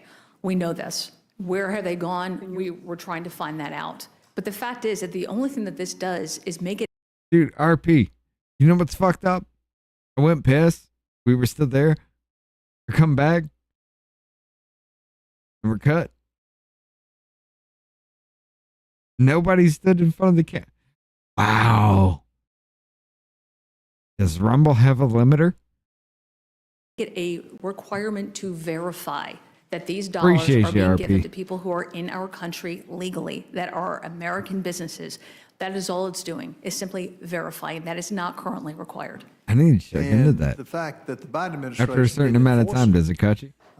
That's the other problem, wouldn't you say? We absolutely know that they didn't enforce it. Because unless this figure is wrong, that the Biden administration approved a $783,000 SBA loan application in June of 2024 that was 49% owned by illegal immigrants. That's kind of a fact, isn't it? That was uncovered under this current administration while they were reviewing. And that's just during one. Correct. Well, do illegals? I don't that think come we're into gonna the make country, it have to they the paid, end of this fight. Social Security or Medicaid? No, sir, they have not. They hadn't paid anything in, yet taken advantage of a participation with a bank. And I will tell you, the reason. It's going to be another 30 minutes. No, we're not making it to the end of this. My wife will They let as many illegals in this country. literally as they beat me did, with a flip-flop. to create, in my opinion, a Nah, power she's base. going to beat me And it with a just didn't goddamn work. garden Now that doesn't exist. This is just solidifies what I guess Ms. Velazquez is saying is not a problem, but all you're doing is verifying it. They have to fill out an application. And the She ain't there, SBA I'm playing. application process is lengthy anyway. And I think in '23, the bank board I was on, we did it every month. And it was an extensive process. Zero drop But frame, under the Biden administration, they were almost frames scared due to to enforce it rendering because legs, 16 all of these equal rights. damn and near things that, $750,000. that they were worried about having to be litigated and sued over. That's You what wanna OBS respond is to showing. I would say that what they did, and I heard this It firsthand, just I'm on the Small Business disconnected. Committee. I don't heard this know. Maybe firsthand is from it- a number of is it different because the lenders Stream Deck that goes under off? the Biden administration, they were making them check boxes for a number of different DEI programs that was forcing dollars away. So if they want to talk about the added burden of what they did to Could our that be lenders, it? to small businesses, it was abhorrent. Sleep That was after allowed to never. continue. This administration is putting an end to it. This is merely saying that for every dollar that has been given away to folks who are illegally in our country is a dollar that was not given to hardworking American small businesses. And what do you think this is doing for the price of housing and the price of Yeah. commercial buildings that they take money That that might have should been go it. to Okay. legal Americans? What is it doing for those? It's obviously We'll be extending the ending here burden soon. on our middle class, on our working families, and on our Lex, thank you for the. I think Crowder said something at one time about 2.5 hours unless you schedule it. As far as like a stream kind of thing, yeah. I mean, we're just like literally, this is 2 hours and 42. I'm going to pause. I'm going to talk my shit. I didn't expect to get to the end of this. We got some more that we're going to cover. This becomes redundant as shit. The other two are just like, hey, what about this? Okay, fuck you. These were the two that they were arguing about. Here's the locals platform where he has streamed the election last year. Yeah. small businesses. A lot of the illegals that we've encountered, they've got a document. The Biden You're right. administration You're issued right, driver's Jonah. license, I should. issued fake social security numbers. So if they'll lie on that, if they'll lie with that, what else will they lie on? Mr. Lenko, you want to answer any of that? Where is the evidence, sir? Where is the evidence? Show me the proof. You just can't come here and make up things up without presenting. This is what I wanted to show you from this. Holy shit. Mr. Listen. Lenko, you want to answer any of that? Where is the evidence, sir? Where is the evidence? Show me the proof. You just can't come here and make up things up without presenting evidence. And the administrator, for 6 months that has been in office, has not come before If the you know, committee you know. to answer questions and to share with us what is her opinion on the different proposals. It doesn't work that way. It does not work that way. When you're I in a can see that. process, it does not work. No, it doesn't work that way, because when I point out that there is a problem that could be a bigger fucking issue, I must look into that bigger fucking issue, right? And because I say, hey, there could be a problem at one point in time, you're just like, show me the proof. Where's the evidence? Give me all this. Give me all that. And it usually flushes out within about 4 to 6 fucking months. And when you talk about the billions of dollars that have gone to ineligible small businesses, yes, you're right. It happened under the first Trump administration when we implemented the PPP and he loosened up. You mean the motherfucker who was fighting for actual bills here for us to get some kind of fucking relief because you wanted to shut down everything? And because the PPP, whatever the fuck that was, every bit of that was supposed to be structured and you said, no, just give it to the American people. Now you're arguing because he was saying, hey, bitch, that was a bad idea to give it to the American people just willy-nilly out the fucking ass. Because the American people to you are everybody else outside of this border. Guardrails on the PPP. They're not being enforced under the Biden administration. Just No. like the borders were not. You're Just like the borders were sir, not. you're totally wrong. I'm reclaiming my time. Just like the Okay. borders were never enforced. Yeah. Open borders that derail this country. And the things that this is just codifying is a common sense. She should be for it if what she's saying is true. You want to? Well, the administrator is actually going to be in front of the Small Business Committee in the next week, and the administrator has already testified twice in front of the Senate. So she absolutely has been responsive. This is where I In left off, addition, and I this would is where say we're going that to leave it. while they're looking at one example, And this is where I left off, and this is where I'm going to leave it as well. Ladies and gentlemen, like I said, you are sleeping on Miss Van Dyne. She should be for it if what she's saying is true. You want to? well, the administrator is actually going to be in front of the Small Business Committee in the next week, and the administrator has already testified twice in front of the Senate. So she absolutely has been responsive. In addition, I would say that while they're looking at one example, there are plenty of examples. The only thing this does, if the administrator is correct, in which it is true, that this is part of law, all we're doing is saying it has to be verified. And are there penalties with it if they falsify records? I'm sure there are. That's not part of this bill. Okay. Well, thank you for putting this up. This is, it's amazing we have to even argue about this, but it is. I yield back, Madam Chair. All right, ladies and gentlemen, we got to hold it off there. Y'all got the link in the description if you want to. There's like another hour left in it. I wanted to hold off there because that's where I held off. Anything else would be a surprise to me, but I got to get up in the morning. I would love to do this shit with you live, ladies and gentlemen. Let's do this. Let's bring this fucking live. As these committee hearings are going on, we can call this shit out in real fucking time. We got to push it. We got to get there. Y'all want it? You got it? I'm doing shit. I'm trying. That sounds desperate as shit, does it not? Anyway, ladies and gentlemen, I appreciate the fuck out of every single one of you. Y'all are awesome. Deluxe, I'd love to sit down with some members only kind of shit with you. That'd be great. But I'm going to go ahead and hand this off on the Rumble side. The third rail. YouTube, we're going to give you that link themselves. just in case you want to go there for some other bullshit. Y'all have fun. And we'll see you on the other side.